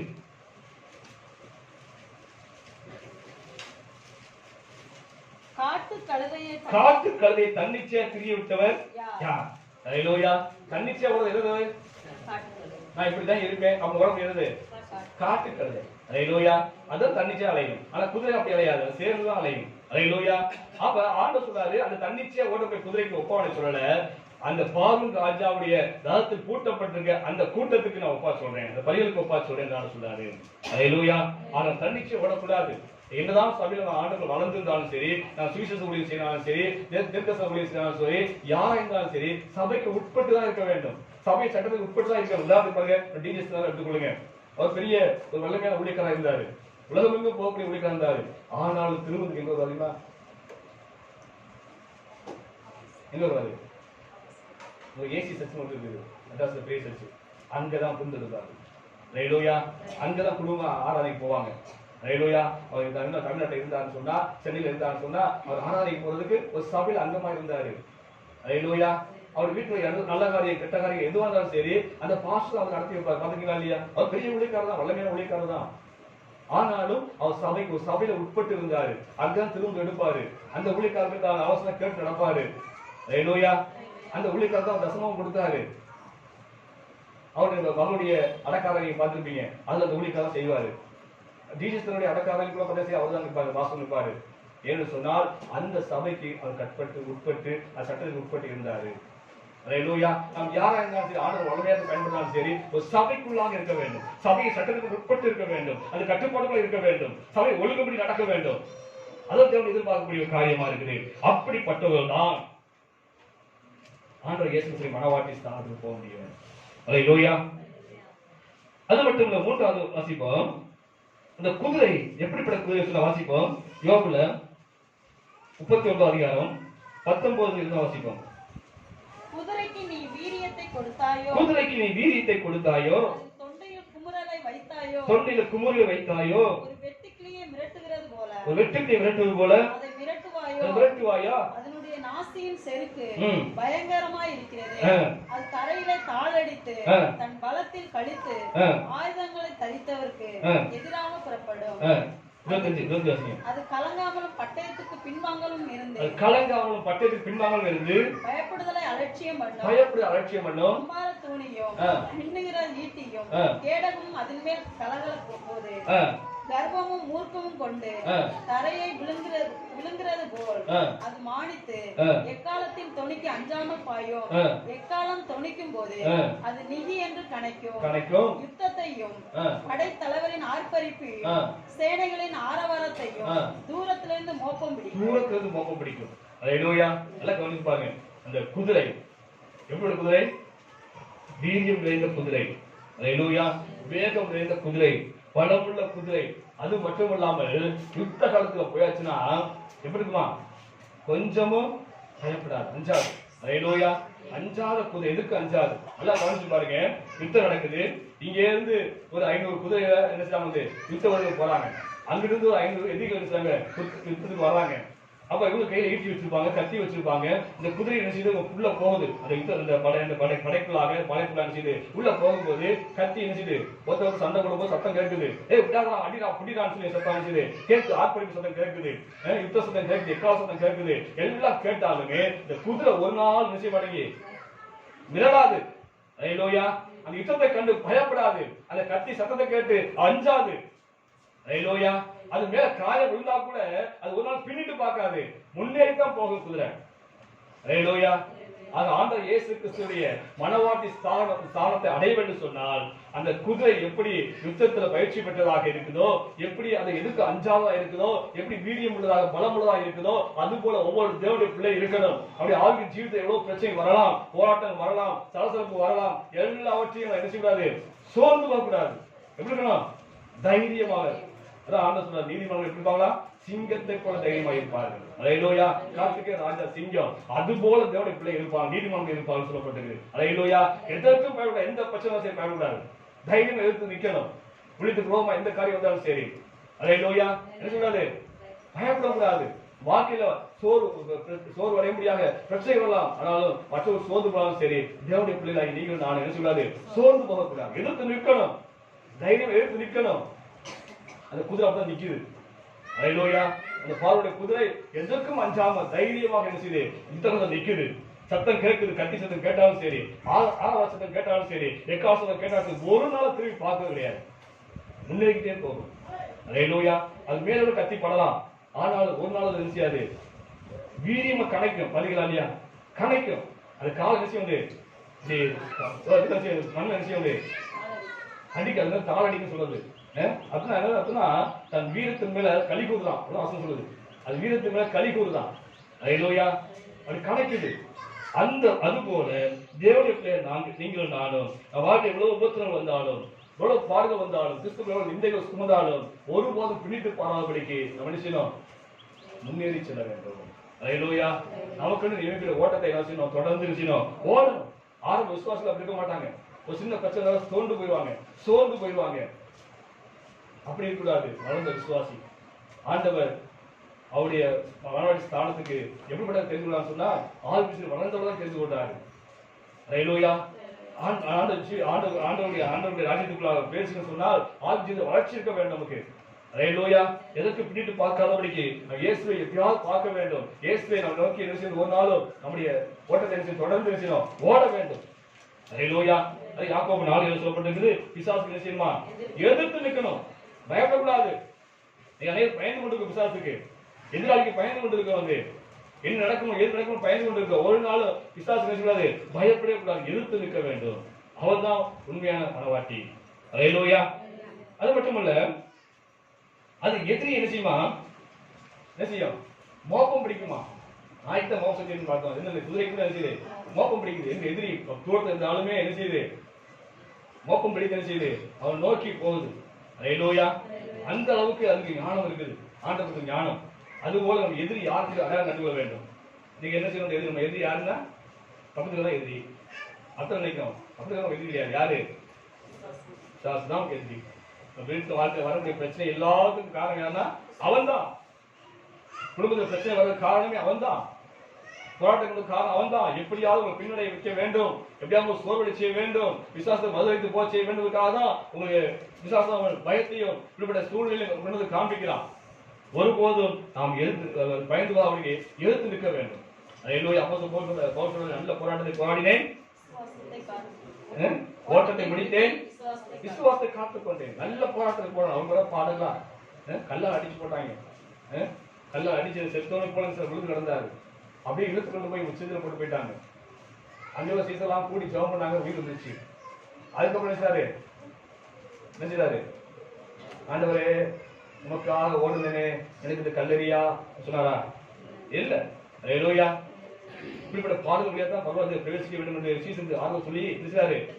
அடுத்த பட்டத்துக்கு போயிட்டாரு ஊழியம் செய்ய. ஹல்லேலூயா. வரும் கிறிஸ்துக்களாக பாடுகள் வரும், பிரச்சனைகள் வரும். ஆண்டவரை ஓடும் போது எல்லா பிரச்சனையும் வரத்தான் செய்யும். ஆனால் ஒருபோதும் நாம் சோர்ந்து போகக்கூடியவா இருக்கக்கூடாது. குதிரையை போல பலமுள்ளதாக எதிர்த்திருக்கக்கூடாது இருக்க வேண்டும். ஹல்லேலூயா. முன்னேறி செல்ல வேண்டும்.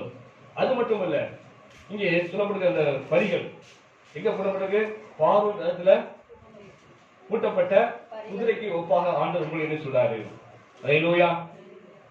ஆக தன்னிச்சையாக செயல்படக்கூடிய குதிரைக்கு ஆண்டவர் ஒப்பா சொல்லல. தன்னிச்சையா குதிரை இருக்குது, ஆனாலும் அதற்கு ஒப்பா சொல்லல. அந்த நுகத்துல பூட்டப்பட்ட குதிரைக்கு ஒப்பாக ஆண்டவர் சொல்றாரு. அது பாத்தீங்கன்னா காட்டுக்கிறது கூட எப்படி இருக்கும்? குதிரை போலதான் இருக்கும். அது சைஸ் எல்லாமே என்ன இருக்கும்? அது முகம் எல்லாமே என்னது, முடிகிடி எல்லாமே எப்படி இருக்கும்? குதிரை போலதான் இருக்கும். ஆனா சைஸ் சிறுசா இருக்கும். ஆனா அதனால குதிரையாக முடியாதது அது என்னது? காட்டுக்கிறது. அவ தன்னிச்சை நடக்கிறவங்க யாருமே விசுவாசியா இருந்தாலும் அவன் நித்திய அந்த ஆண்டு அந்த மனவாட்டி ஸ்தானத்துக்கு போக முடியாது. ஹல்லேலூயா. ஆக இந்த பக்கம் சரி, இப்ப நுகத்துல பூட்டப்பட்டாச்சு குதிரைகள், பார்வோன் பூட்டப்பட்டாச்சு. இப்ப பார்வோன் என்ன சொல்றான்னு சொன்னா, நான் இந்த பட்டணத்துக்கு போகணும்னு சொல்லுவாரு. யாரு சொல்லுவாரு? யாரு சொல்லுவாரு? அந்த குதிரை ஓட்டிக்க சொல்லுவாரு. குதிரை ஓட்டுறாங்க. என்னதான் பார்வோன் ராஜா அந்த குதிரை ஏறினாலுமே யார் ஓட்டுறது? ஒரு குதிரை ஓட்டி தான் ஓட்டிக்கிட்டு இருப்பான். அவன் தான் ஓட்டுவான். அவன்கிட்ட சொல்லுவாரு ராஜா. என்ன சொல்லுவாரு? இந்த பட்டணத்துக்கு போகணும், இந்த தெருவுக்கு போகணும், வண்டி ஓட்டு அப்படின்னு சொல்லுவாரு. ஹல்லேலூயா. அதே போல இன்னைக்கும் நம்ம சபையில இருக்கிறோம், தேவனுடைய பிள்ளையா இருக்கிறோம். இன்னைக்கு நாம என்ன வந்து ஓட்டப்படி ஒப்பாதான் ஓடிக்கொண்டே இருக்கிறோம். ஹல்லேலூயா. நம்முடைய சபையிலையும் இந்த ரதத்திலையும் இருக்கிற யாரு? ராஜாதி ராஜாகிய இயேசு கிறிஸ்து. ஹல்லேலூயா. குதிரை ஓட்டியா இருக்கிற யாரு? ஊழியக்காரன் தான் குதிரை ஓட்டியா இருக்கான். ஹல்லேலூயா. அப்ப நீங்க எல்லாமே அந்த ரதத்துல பூட்டப்பட்ட குதிரைக்கு ஒப்பாக இருக்கிறீர்கள். ஹல்லேலூயா. இப்ப குதிரைக்கு ஒப்பாக இருக்கிற நீங்கள இப்ப என்ன செய்யணும் சொன்னா, இப்ப ராஜா என்ன சொல்றாரோ அதை இந்த ஊழியக்காரன் கேட்கிறான். அப்ப இந்த ஊழியக்காரன் கேட்டு அதன்படி இந்த குதிரை என்ன செய்யணும்? நடத்தணும். ஹல்லேலூயா. இந்த குதிரைகள் தன் விருப்பத்தை ஓடுவதற்காக அல்ல, எஜமானி விருப்பத்தின் ஓடுவதற்காக தான் கர்த்தர் தெரிந்து கொண்டிருக்கிறார். ஹல்லேலூயா. நீங்களும் நானும் உங்க விருப்பத்தின் வாழ்வதற்காக தெரிந்து கொள்ளப்படவில்லை. எல்லாம் புரிந்து கொள்ளுங்க. யார் விருப்பம் தெரிந்து கொண்டிருக்கீங்க? தெரிஞ்சுக்காரு. ஆண்டவர் இயேசு கிறிஸ்துவின் விருப்பத்தின் வாழ்வதற்காக தான் உங்களை என்னை ஆண்டவர் தெரிந்து கொண்டிருக்கிறாரு. ஹல்லேலூயா. ஆபிரகாம் வாழ்ந்தாரு, ஒரு ஊர்ல பட்டணத்துல வாழ்ந்தாரு, விக்கிரகம் செய்து கொண்டிருந்தாரு. ஆண்டவர் சொன்னாரு, உன் தேசத்தையும் உன் சொந்த ஜனத்தையும் விட்டு புறப்படு. யாருக்காக? இயேசுக்காக. வா, வெளியே வா என்று அழைத்தார். அது போல உங்களை என்னையும் நாம் எங்கேயோ பாவத்தில் கடந்தோம். ஆண்டவர் உங்களை என்னையும் அவர் விருப்பத்தின் நடப்பதற்காக ஆண்டவர் அழைத்திருக்காரு. ஹல்லேலூயா. உங்க விருப்பத்தின் அல்ல. நீங்க அனைவருடைய பார்த்தீங்கன்னா சரி, அவர் விருப்பம் தான். எது வேணாலும் சரி, என் விருப்பம் தாங்க, நான் என்ன விருப்பம் அதான் நடக்கும், அதான் செய்வேன் அப்படின்னு சொல்லி விசுவாசியா இருந்தாலுமே தேவசத்துக்கு ஒப்புக் கொடுப்பது கிடையாது. தேவனுடைய விருப்பத்தை நிறைவேற்ற வேண்டிய பிரயாசம் கிடையாது. எல்லாம் என் விருப்பம் தான், என் சுயம்தான், நான் இஷ்டப்படி நடப்பேன், இப்படிதான் இருப்பேன் சொல்லி இருக்கிறதுனாலதான் அது வாழ்க்கை அநேக பிரச்சனைக்கு காரணமா இருக்குது. தேவசத்தை பற்றி யோசிப்பதே கிடையாது. ஹல்லேலூயா. எது வேணாலும் சரி தேவசத்தை யோசிப்பது கிடையாது. என் தேவசித்தமா இருந்து கேட்பது கிடையாது. தேவனுடைய ஊழியர் ஆலோசனை சொன்னாலும் கேட்பது கிடையாது. நான் இப்படித்தான் இருப்பேன், என் விருப்பம் தான் செய்வேன், என் வீட்டுல என் இஷ்டம் தான் என்று சொல்லி எல்லாவற்றையும் தன் விருப்பத்தை நிறைவேற்ற முடியாதான் வாழ்ந்து கொண்டிருக்க முடியும். தேவனுடைய விருப்பத்தில் வாழ்வது கிடையாது. ஆனா இந்த குதிரை பூட்டப்பட்டது சொன்னா எதற்காக பூட்டப்பட்டிருக்கு? எஜமான் என்ன விரும்புகிறாரோ அந்த இடத்துக்கு கொண்டு போக முடியாததான் இது பூட்டப்பட்டிருக்குது. ஹல்லேலூயா. அந்த எஜமானி விருப்பத்தை நிறைவேற்ற முடியாததான் இது பூட்டப்பட்டிருக்குது. ஹல்லேலூயா. வாசிங்க எபேசியர் 5:10 வாசிப்போம்.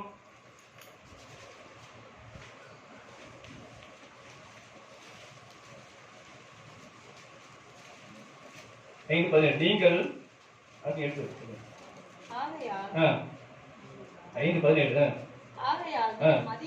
நீங்கள் மதியற்றவராயிராமல் கர்த்தருடைய சித்தம் இன்னதென்று உணர்ந்து கொள்ளுங்கள். ஹல்லேலூயா. தேவ சித்தம் இன்னதென்று என்ன செய்யுமா? உணர்ந்து கொண்டு அதன்படி வாழணும். ஹல்லேலூயா. இஷ்டப்படி வாழக்காக கர்த்தர் தெரிந்து கொள்ளவில்லை, இஷ்டப்படி ஜீவித்த கர்த்தர் தெரிந்து கொள்ளவில்லை. ஹல்லேலூயா. இஷ்டப்படி போறது என்னது? அது காட்டு கழுதை. ஆனா ஆண்டவர் உங்களை பார்வனத்துல கூட்டப்பட்ட குதிரையா தெரிந்து கொண்டிருக்கிறாரு. அந்த குதிரை என்ன செய்ய சொன்னா எஜமானி விருப்பத்தின்படி தான் செய்ய வேண்டும். அதே போல ஆண்டவர் இயேசு கிறிஸ்து விருப்பத்தின்படி செய்யத்தான் ஆண்டவர் உங்களை என்ன அழைச்சிருக்காரு ஒழிய என் விருப்பத்தின்படி நடப்பதற்காக அல்ல. என் விருப்பம் கோயம்புத்தூர் ஊழியம் பண்ணலாம்னு, என் விருப்பம் மதுரையில் ஊழியம் பண்ணலாம்னு. நாங்க பெரிய சபைகள்லாம் இருக்குது, போன உடனே பெரிய வீட்டை வாங்கிடலாம், ஒரு காரை வாங்கிடலாம். அப்படியாக என் விருப்பம் அப்படியே இருந்தாலுமே ஆண்டவர் சொல்றாரு, நீங்க புதுப்படிதான் லாய்க்கு, நீ புதுப்பட நினைச்சணும் ஊழியம் பண்ண ஆண்டவர் சொல்றாரு. அவர் சித்தம் அது. நான் ஆண்டவர் வார்த்தை கீழ்ப்படிந்து நடக்கும். அதே போல எல்லா வாழ்க்கையிலும், குடும்ப வாழ்க்கையிலும் சரி, எல்லா பிரச்சனையும் சரி, தேவசித்தம் என்ன, தேவசித்தம் என்ன கேட்டு கேட்டு செய்யணும். ஆண்டவர் சொல்றாங்க, பரலோகத்தின் பிதாவின் சித்தம் அறியாத செய்யாதவன் பரலோகத்தை செஞ்சது நிறைவேற்றிக்க முடியாது, பரலோகத்துக்கு போக முடியாது. அப்படின்னு மனவாடி செய்ய ஆரோக்கியம்.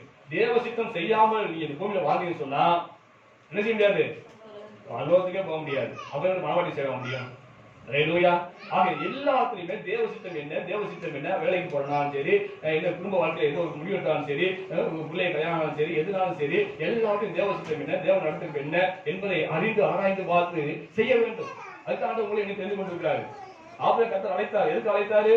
விக்கிரகம் செய்யற மனுஷனாக இருந்தா, பிரஜாதி மனுஷனாக இருந்தா, ஆண்டவர் தரிசனமாகி நீ என்ன செய்ய, தேசத்தையும் விட்டு ஜனத்தை விட்டு புறப்பட்டு வான்னு சொன்னாரு. அவனும் புறப்பட்டு வந்துட்டாரு. ஏன் விருப்பத்தின்படி அல்ல. அவர் நினைச்சிருக்கலாம் அந்த ஊர்ல பெரிய மாறி கிடைக்கிற குடியிருக்க நினைச்சிருக்கலாம். ஆனா இப்ப அவர் விருப்பம்லாம் ஒண்ணுமே இல்ல. ஆண்டு அழைச்சிட்டாரு.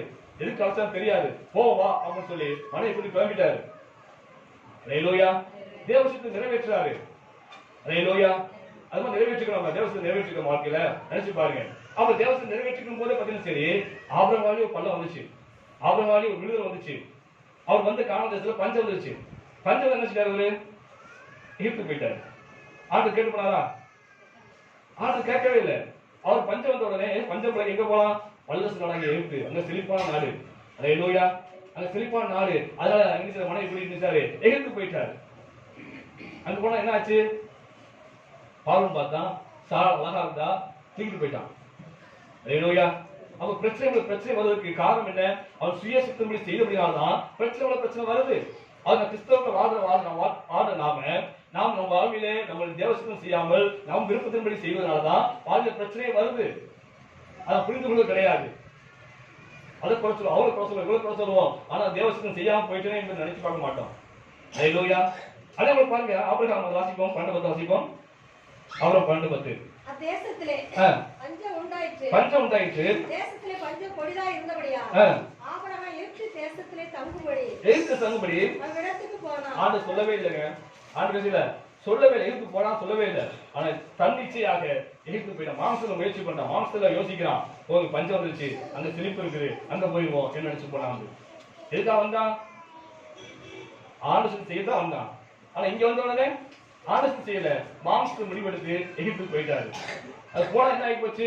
சாபத்தை வாங்கி கொண்டாரு. வாசிப்போம், ஆதியாகமத்துல 15 வாசிப்போம், 15-13.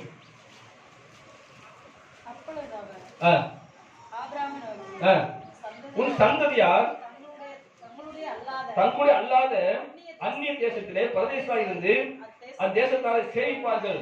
400 வருஷம் அந்த ஜனங்கள் அடிப்பட்ட காரணம் யாரு? சொல்ல ஆபிரகாம். வீட்டுல அடிப்பட்ட காரணம் யாரு? ஆபிரகாம்.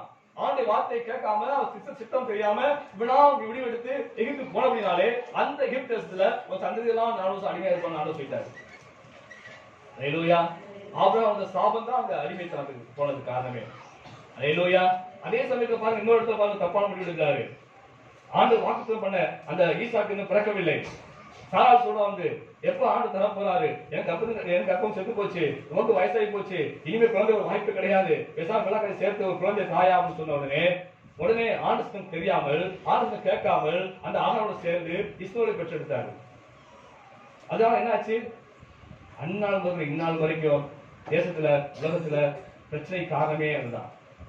ஹல்லேலூயா.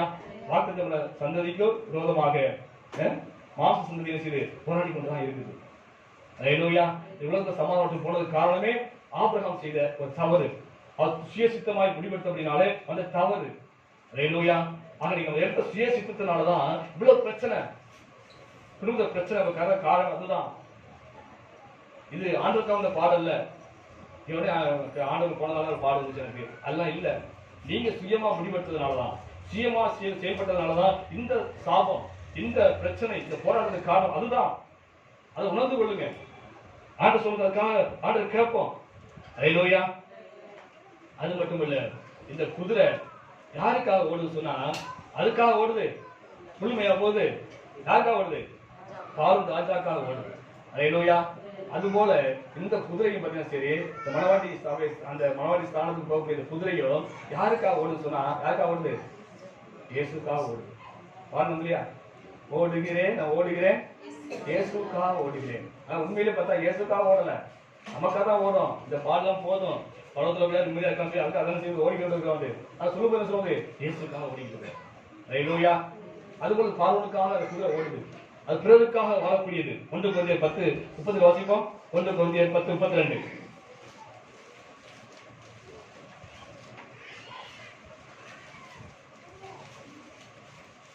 நான் என் சுய பிரயோஜனத்தை தேடாமல் அநேக பிரயோஜனத்துக்காக தேடி போதும். அப்போஸ்தலன் பவுல் தன் சுய பிரயோஜனம் தேடல. எனக்கு அங்க போனா நல்லா காணிக்கை கிடைக்கும் அப்படி சொன்னாரு. தன் சுய பிரயோஜனத்தை தேடவே இல்ல. அந்த ஊருக்கு போனா நல்ல விசுவாசி இருக்காங்க, பணக்கார விசுவாசி இருக்காங்க, போனா நல்லா காணிக்கை கொடுப்பாங்க, நல்ல சாப்பாடு கொடுப்பாங்க அப்படின்னு ஓடினாரு. சொல்லுங்க, எதுக்காக ஓடினாரு? என் சுய பிரயோஜனத்துக்காக ஓடல. வாசிங்க. அநேகருடைய பிரயோஜனத்தை தேடி அவர் ரட்சிக்கப்படும்படிக்கு எவ்விதத்திலும் எல்லாருக்கும் பிரியமா நடக்கிறதுக்காக, எல்லாரும் ரட்சிக்கப்படுறதுக்காக தான் ஓடுனாருடைய. அது புரிந்து பட்டணம், அவ்வளவு வசதியான பட்டணம், அவ்வளவு விசுவாசிதான் பெரிய கோடீஸ்வரன், அங்க போன நிறைய காணியை கொடுப்பான்னு ஓடவே இல்லை. ஹல்லேலூயா. அந்த மக்கள் ரட்சிக்கப்பட வேண்டும். பாவத்தை வாழ்ந்து கொண்டிருக்காங்களே, அவர் அழிவுக்கு போயிருக்காது, நரகத்துக்கு போயிருக்காது, அவருக்கு தீர்த்து சுதந்திரிக்க வேண்டும் ஒரு வாஞ்சை, ஒரு ஆத்ம பாவத்தோட ஓடினாரு அப்போஸ்தலன் பவுல். ஹல்லேலூயா. மற்றவர்களுக்காக ஓடல, தனக்காக ஓடல. ஹல்லேலூயா. யோவான் 3:30 வாசிப்போம்.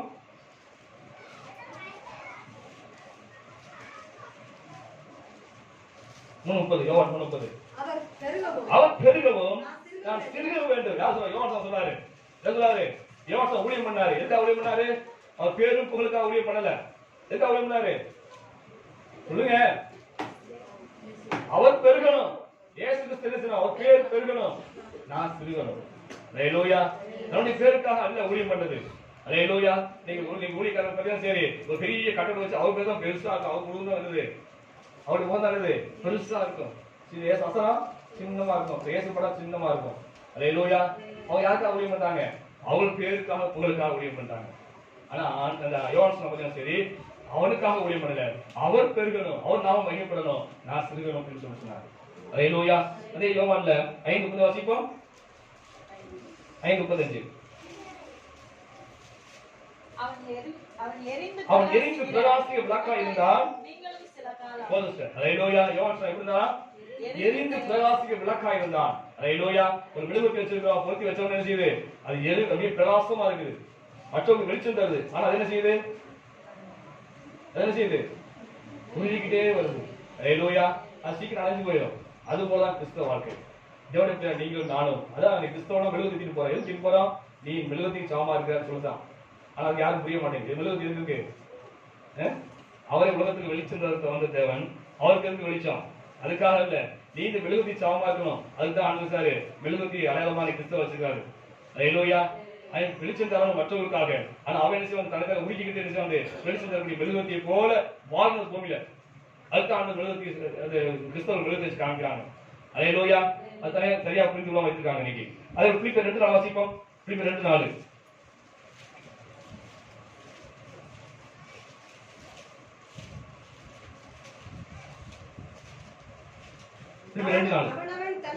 அவனவன் தனக்கானவே அல்ல பிறருக்காக நோக்குவானாக.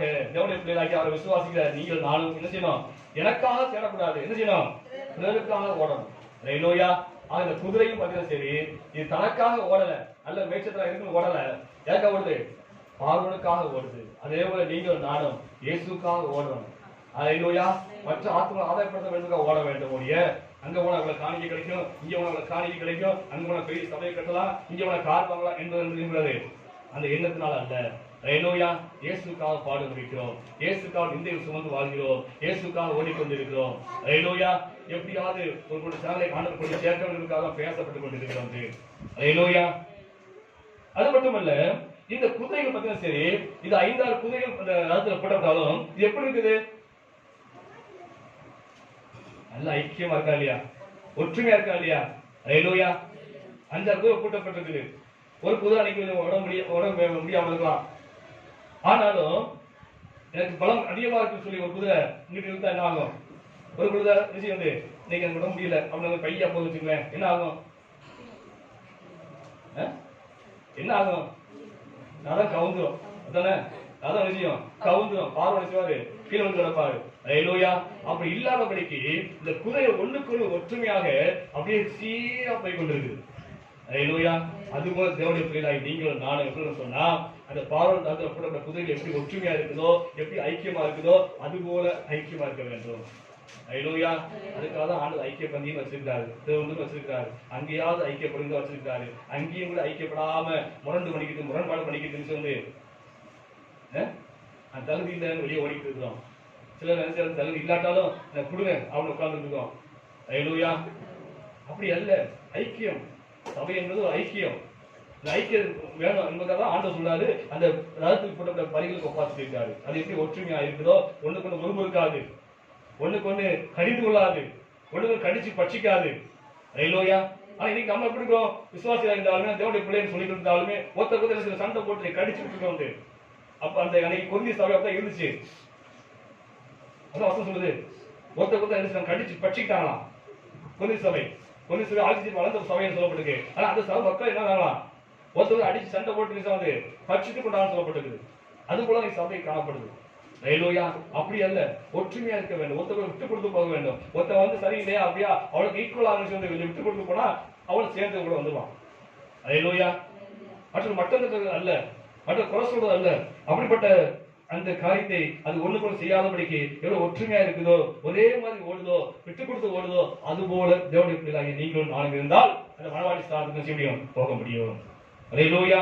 அதை பிலிப்பியர் 2:14 வாசிப்போம். நான் வீணாக ஓடினதும் வீணாக பிரயாசப்பட்டதும் இல்லை என்கிற மகிழ்ச்சி கிறிஸ்துவின் நாளில் எனக்கு உண்டாயிருப்பதற்கு ஜீவ வசனத்தை பிடித்துக் கொண்டு உலகத்திலே சுடர்களை போல பிரகாசிக்கிற நீங்கள் கோணலும் மாறுபாடுமான சந்ததியின் நடுவிலே குற்றமற்றவர்களும் கபடற்றவர்களும் தேவனுடைய மாசற்ற பிள்ளைகளுமாய் இருக்கும்படிக்கு எல்லாவற்றையும் முறுமுறுப்பு இல்லாமல் தர்க்கிப்பில்லாமல் செய்யுங்கள். ஹல்லேலூயா. ஒருத்தவங்க முறுமுறுத்து கொண்டு தர்க்கம் பண்ணிக்கிட்டு அப்படியாக போட்டி போட்டுக்கொண்டு இருக்கக்கூடாது. எல்லாம் ஒற்றுமையா ஐக்கியமா இருக்கிறது தான் தேவன் சொல்றாரு. யாக்கோபு 4:11 வாசிப்போம். யாக்கோபு நிருபம் 4:11.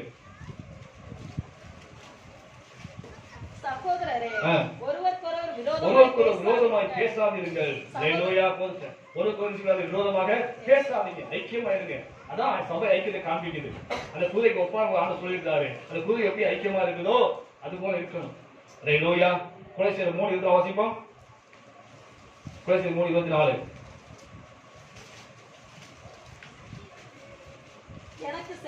எதை செய்தாலும் அதை மனுஷனுக்கு செய்யாமல் கர்த்தருக்கென்று செய்யுங்கள். ஹல்லேலூயா. கர்த்தருக்கென்று செய்யும், மனப்பூர்வமா செய்யுங்க. எதை செஞ்சாலும் சரி, உங்களுக்கும் செய்யாதீங்க, மற்றவங்களும் செய்யாதீங்க, மனுஷனும் செய்யாதீங்க. ஆண்டவருக்காக பொறுமையா போகும், ஆண்டவருக்காக இந்த பாடு சகிப்போம், ஆண்டவருக்காக எந்தையும் சுமப்போம் என்று சொல்லி ஆண்டவருக்காக மனப்பூர்வமா செய்யுங்க. ஹல்லேலூயா. ஒற்றுமையா இருக்கணும், ஐக்கியமா இருக்க வேண்டும். இந்த ஐக்கியம் தான் இன்னைக்கு இல்ல. எவ்வளவு சொன்னாலும் இந்த ஐக்கியம் வரமாட்டேங்குது. மாம்ச சுபாவம் தடுக்குது. பெருமையும் போராமையும் ஒருத்தருக்கு விரோதமாக பேச வைக்குது. ஹல்லேலூயா. அது தூக்கி போடாத வரைக்கும் நாம ஆண்டவர் இயேசு கிறிஸ்து மனவாட்டி சபையா ஆக முடியாது. ஹல்லேலூயா. அடுத்தபடியாக சரி, அந்த குதிரைக்கு என்ன இருக்கு சொன்னா கடிவாளம் போட்டிருக்கு. என்ன போட்டிருக்கு?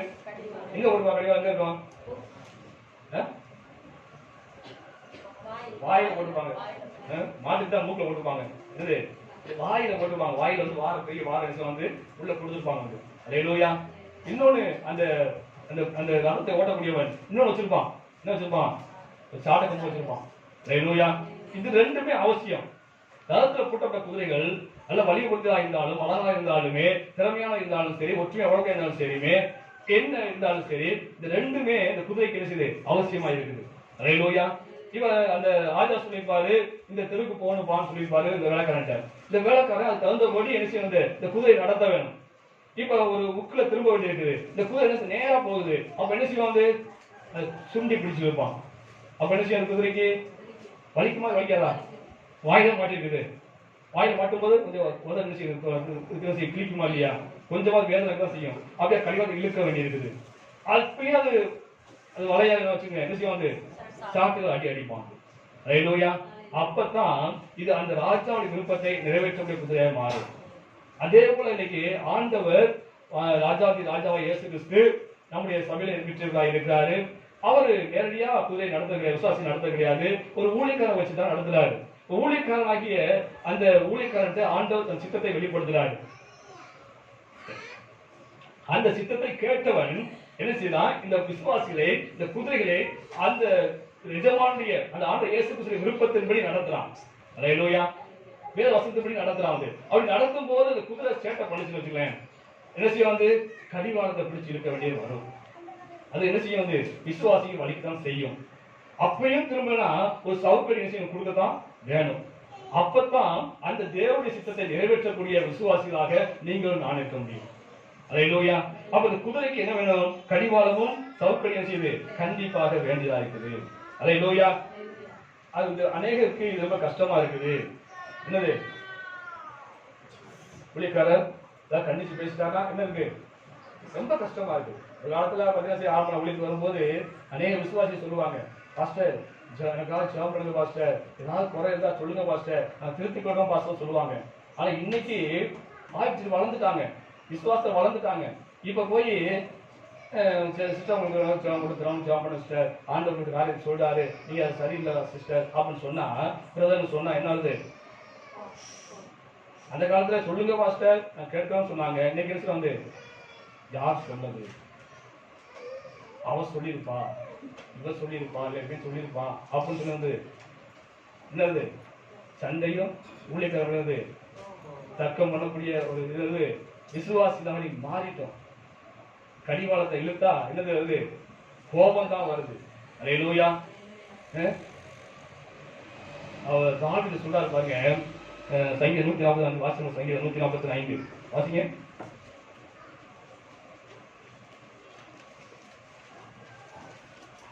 சங்கீதம் 145 145 141 நீதிமான் என்னை தயவாய் குட்டி என்னை கடிந்து கொள்ளட்டும். ஹல்லேலூயா. நீதிமான் என்ன செய்யுமா, தாவீது சொல்றார், ராஜா அந்த தேசத்துக்கே ராஜா, சர்வ இஸ்ரவேலுக்கு தேசத்துக்கு இருக்கிறது ராஜா, வந்து ராஜா சொல்றாரு, என்ன சொல்றாரு, நீதிமான் என்னை தயவாய் கொட்டட்டும். ஹல்லேலூயா. நீ செய்ய தப்புடான்னு சொல்லி ஒரு கொட்டு கொட்டட்டும். அப்ப நான் என்ன செய்வேன், பாத்தீங்க, அது தலைக்கு எப்படி இருக்கும், எண்ணெயை போல் இருக்கும். ஹல்லேலூயா. அப்புறம் என் தலை அதை அல்ல தட்டாது. கொட்டும் போது தலையை வளர்க்க மாட்டேன், கொட்டுங்க அப்படின்னு சொல்லி தலையை கொடுப்பேன். அப்புறம் சொல்றாரு, அவங்க இக்கட்டுகளில் அந்த நீதிமான் இக்கட்டு சூழ்நிலை வருது, அந்த ஊழியக்காரருக்கு பிரச்சனை வருது, அப்படின் போது அவருக்கு இன்னும் நான் ஜெபம் பண்ணுவேன், போய் தொலைஞ்சு போட்டோம் அப்படின்னு சொல்ல மாட்டேன். நீங்க சொல்லுங்க, ஊழியக்கார சொல்ல தாங்க முடியல, எப்படா போய் தொலைவான்னு தெரியல அப்படின்னு சொல்லி இன்னைக்கு முருமுறுக்காங்க. அப்படி இல்ல, ராஜாவா இருக்கிறான், அது தப்பு செய்யறான், தப்பு செய்யும் போது யாரு கொட்டுறது, நாத்தான் தீர்க்கதரிசி கொட்டினாரு. ஹல்லேலூயா. நீ செய்த தப்பு கொட்டினாரு, அதை கொட்டும் போது என்ன சொல்றது, சந்தோஷமா ஏற்றுக்கொண்டான். ராஜா என்னை வெளி குற்றப்படுத்துறாயா என்று சொல்லி கத்தி எடுத்து வெட்டலா நாத்தான் தீர்க்கதரிசியை கொட்டினதுக்கு உடம்பையா இருந்தாரு.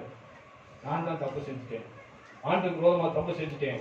அவர் சொன்னாரு, நீ தப்பு செஞ்சதுனால ஆண்டு சத்துக்கள் தூசிக்குள்ளே நடந்து கொண்டாய் என்று சொல்லும் போது, ஆமா நான் பலத்துக்கு விரோதமா தப்பு செஞ்சுட்டேன்னு சொல்லி ஆண்டு சமத்தை கதறி அழுது பண்ணிட்டு கேட்டான். ஹல்லேலூயா.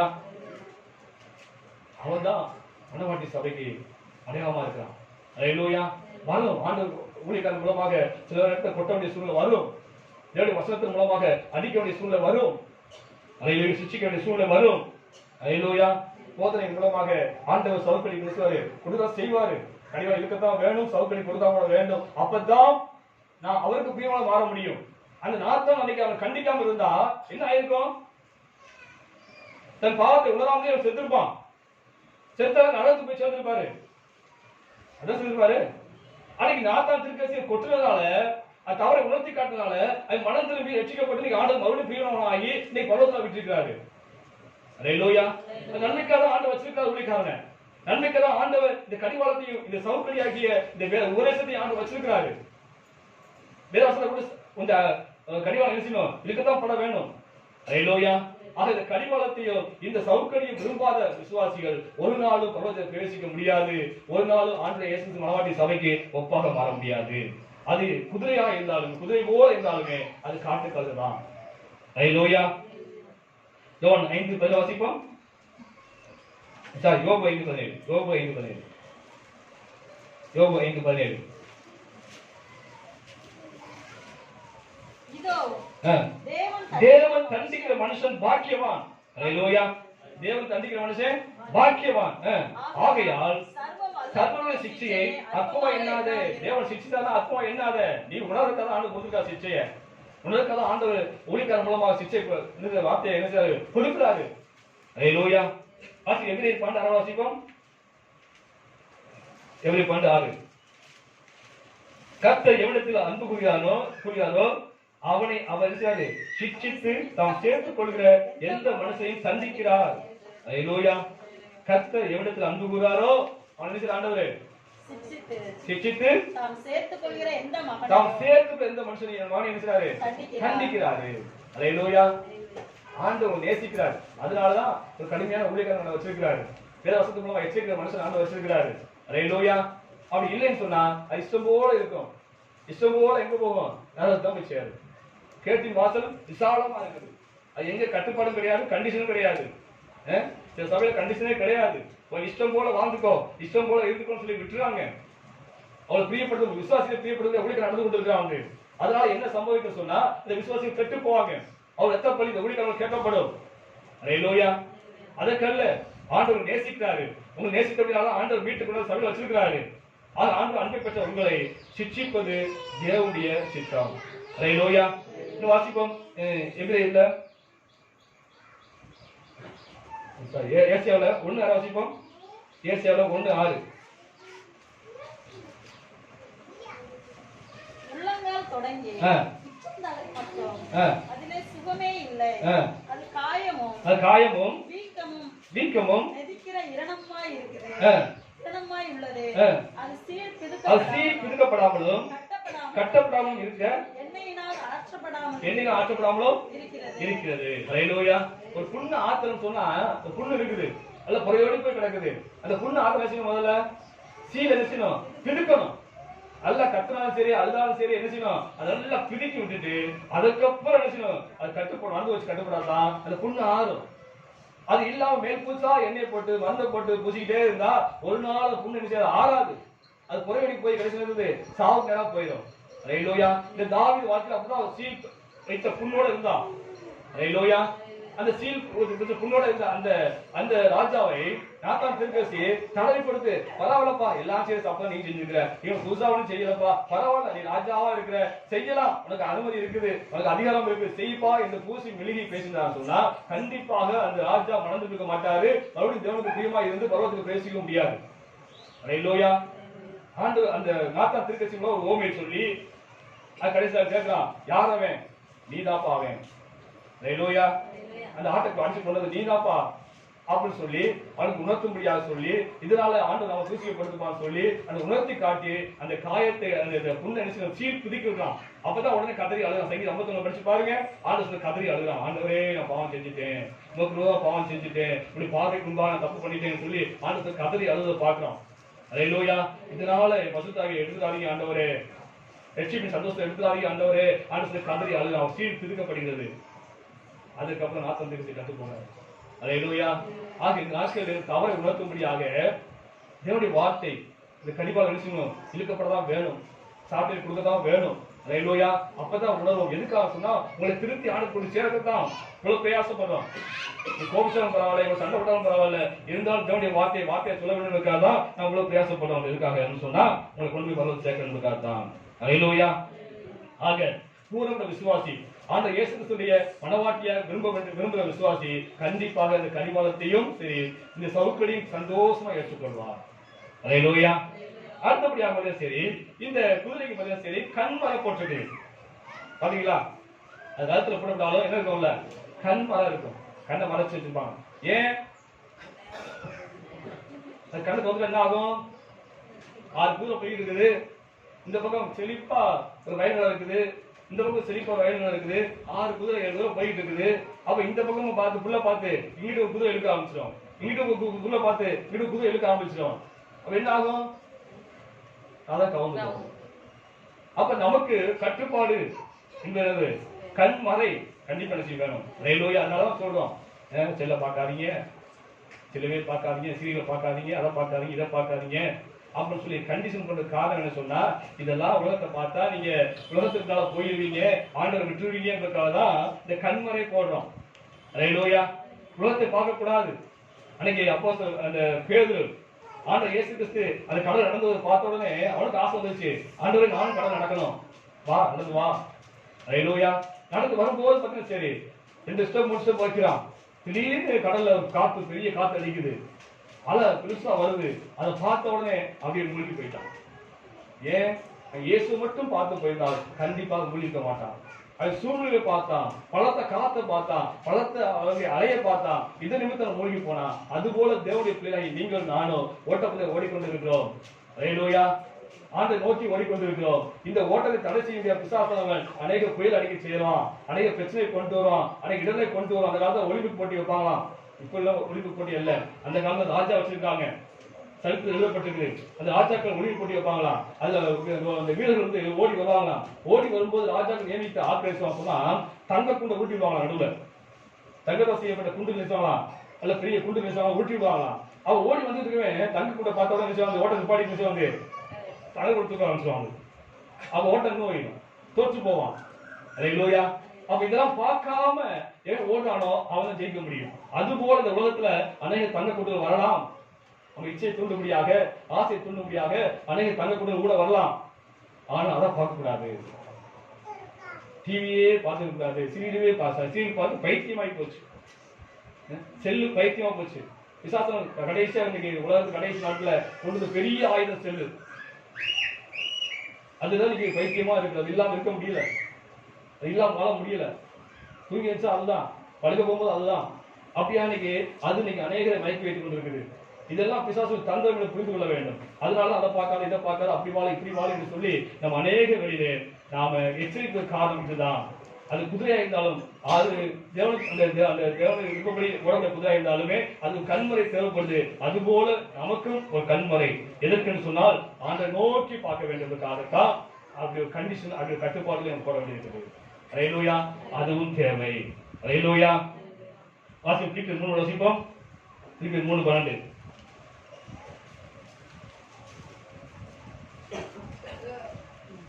நான் அடைந்தாயிற்று அல்லது முற்றிலும் தேறினேன் சொல்லி என்று எண்ணாமல் கிறிஸ்து இயேசுவினால் நாம் எதற்காக பிடிக்கப்பட்டோமோ அதை பிடித்துக் கொள்ளும்படிக்கு ஆசையாய் தொடர்கிறேன். ஆண்டு எதற்காக பிடிச்சிருக்காரு? உலகத்துல 1000 வரலாங்க. ரயில்வேயா அன்னைக்கு ஆஸ்தி வரலாம், அன்னைக்கு வசதி வாய்ப்புகள் வரலாம், அண்ணன் எவ்வளவோ பிரச்சனைகள் வாழ்க்கை வரலாம். ஆனாலும் நம்ம மறந்துவிடாது, இயேசு எதற்காக என்னை பிடித்தாரோ அதை பிடித்துக் கொள்ளும்படியாக தொடர்ந்து ஓட வேண்டும். ரயில்வேயா அதான் லக்க மறந்துக்கூடாது. ரயில்வேயா லக்க ஒருபோதும் மறந்துக்கூடாது. லக்கு எப்போதும் முன்னால் இருக்கணும். ஆண்டவரை நோக்கி ஓடிக்கொண்டிருக்கிறோம். அவர் சீக்கிரம் வரப்போகிறாரு, அவர் முகத்தை நாம் பார்க்க வேண்டும், அதுக்காக ஓடிக்கொண்டிருக்கிறோம். அதுதான் லக்கா இருக்க வேண்டும் ஒழிய மற்ற எதுவுமே லக்கா வைத்துக் கொள்ளக்கூடாது. ரயில்வேயா அந்த லக்க நோக்கி ஓடணும். எதற்காக பிடிச்சாரோ அந்த லக்க நோக்கி ஓட வேண்டும். ரயில்வேயா அதுக்குத்தான் இந்த கண்மறை போடப்பட்டிருக்குது. ரயில்வேயா அதற்குத்தான் ஊழியக்காரர் எச்சரிக்கிறான். ரயில்வேயா ஆக இந்த நாட்களிலே நீங்கள் நானும் ஆண்டவர் இயேசு கிறிஸ்து மனவாட்டி சபையா இருக்க வேண்டும் தேவனுடைய விருப்பமா இருக்குது. ஆண்டவர் இயேசு கிறிஸ்து சபையா இருக்க மனவாட்டி சபை இருக்குன்னு சொன்னா முதலாவது நமக்கு என்ன வேணும் சொன்னா அவருக்கு பிரியமாய் நடக்க வேண்டும். ரயில்வேயா அந்த பாதுகாப்புல பூண்டப்பட்ட பரிகளாய் இருக்க வேண்டும். ரயில்வேயா அந்த பரிகளுக்கு எப்படி கழிவாக இருக்குதோ, எப்படி சவுக்கடி கிடைக்குதோ அதுபோல தேவன் கொடுக்க சிக்ஷைகளை சந்தோஷமா ஏற்றுக்கொண்டு அவருடைய மனவிருப்பத்தின்படி நடக்கக்கூடிய ஒரு பிள்ளைகளா இருந்தாத்தான் அந்த ஆண்டவர் இயேசு கிறிஸ்து அந்த வருகையிலே நாம் அவர் பக்கத்துல வரக்கூடிய இந்த பெரிய பாக்கியம் கிடைக்கும். அந்த 1000 ஆட்சியிலே அவரோடு சேர்ந்து ஆளக்கூடிய பாக்கியம் நமக்கு தான் கிடைக்கும். ரயில்வேயா நாம் சாதாரண விசுவாசிகள் இல்லாதபடிக்கு ஆழ்ச்சி வளர்ந்த விசுவாசிகளாக, முதிர்ந்த விசுவாசிகளாக, ஆவின் கனிவுகளாக நாம் ஜீவிக்க ஒப்புக் கொடுப்போம். ரயில்வேயா சாதாரண விவசாயி இருந்து போவதற்கு அல்ல, தன்னிச்சைய வறுமை ஒரு ஒரு காட்டு கல்யாணம் அல்ல, பார்வத்தில் கூடப்பட்ட குதிரைக்கு ஒப்பா சொல்லிட்டார். அல்லேலூயா. நாட்களில் தியானித்தோம். நாம் யாரா இருக்கிறோம்? அதை சிந்திச்சு பாருங்க. பார்வத்தில் கூடப்பட்ட குதிரைகளா இருக்கிறோமா? இல்ல காட்டு கல்வியா தன்னிச்சையா அவருடைய கல்வியா இருக்கோமா என்பதை சிந்திச்சு பாருங்க. ஆனந்திருங்க. ஆண்டு கொடுங்க. ஆண்டு நடத்துவார்.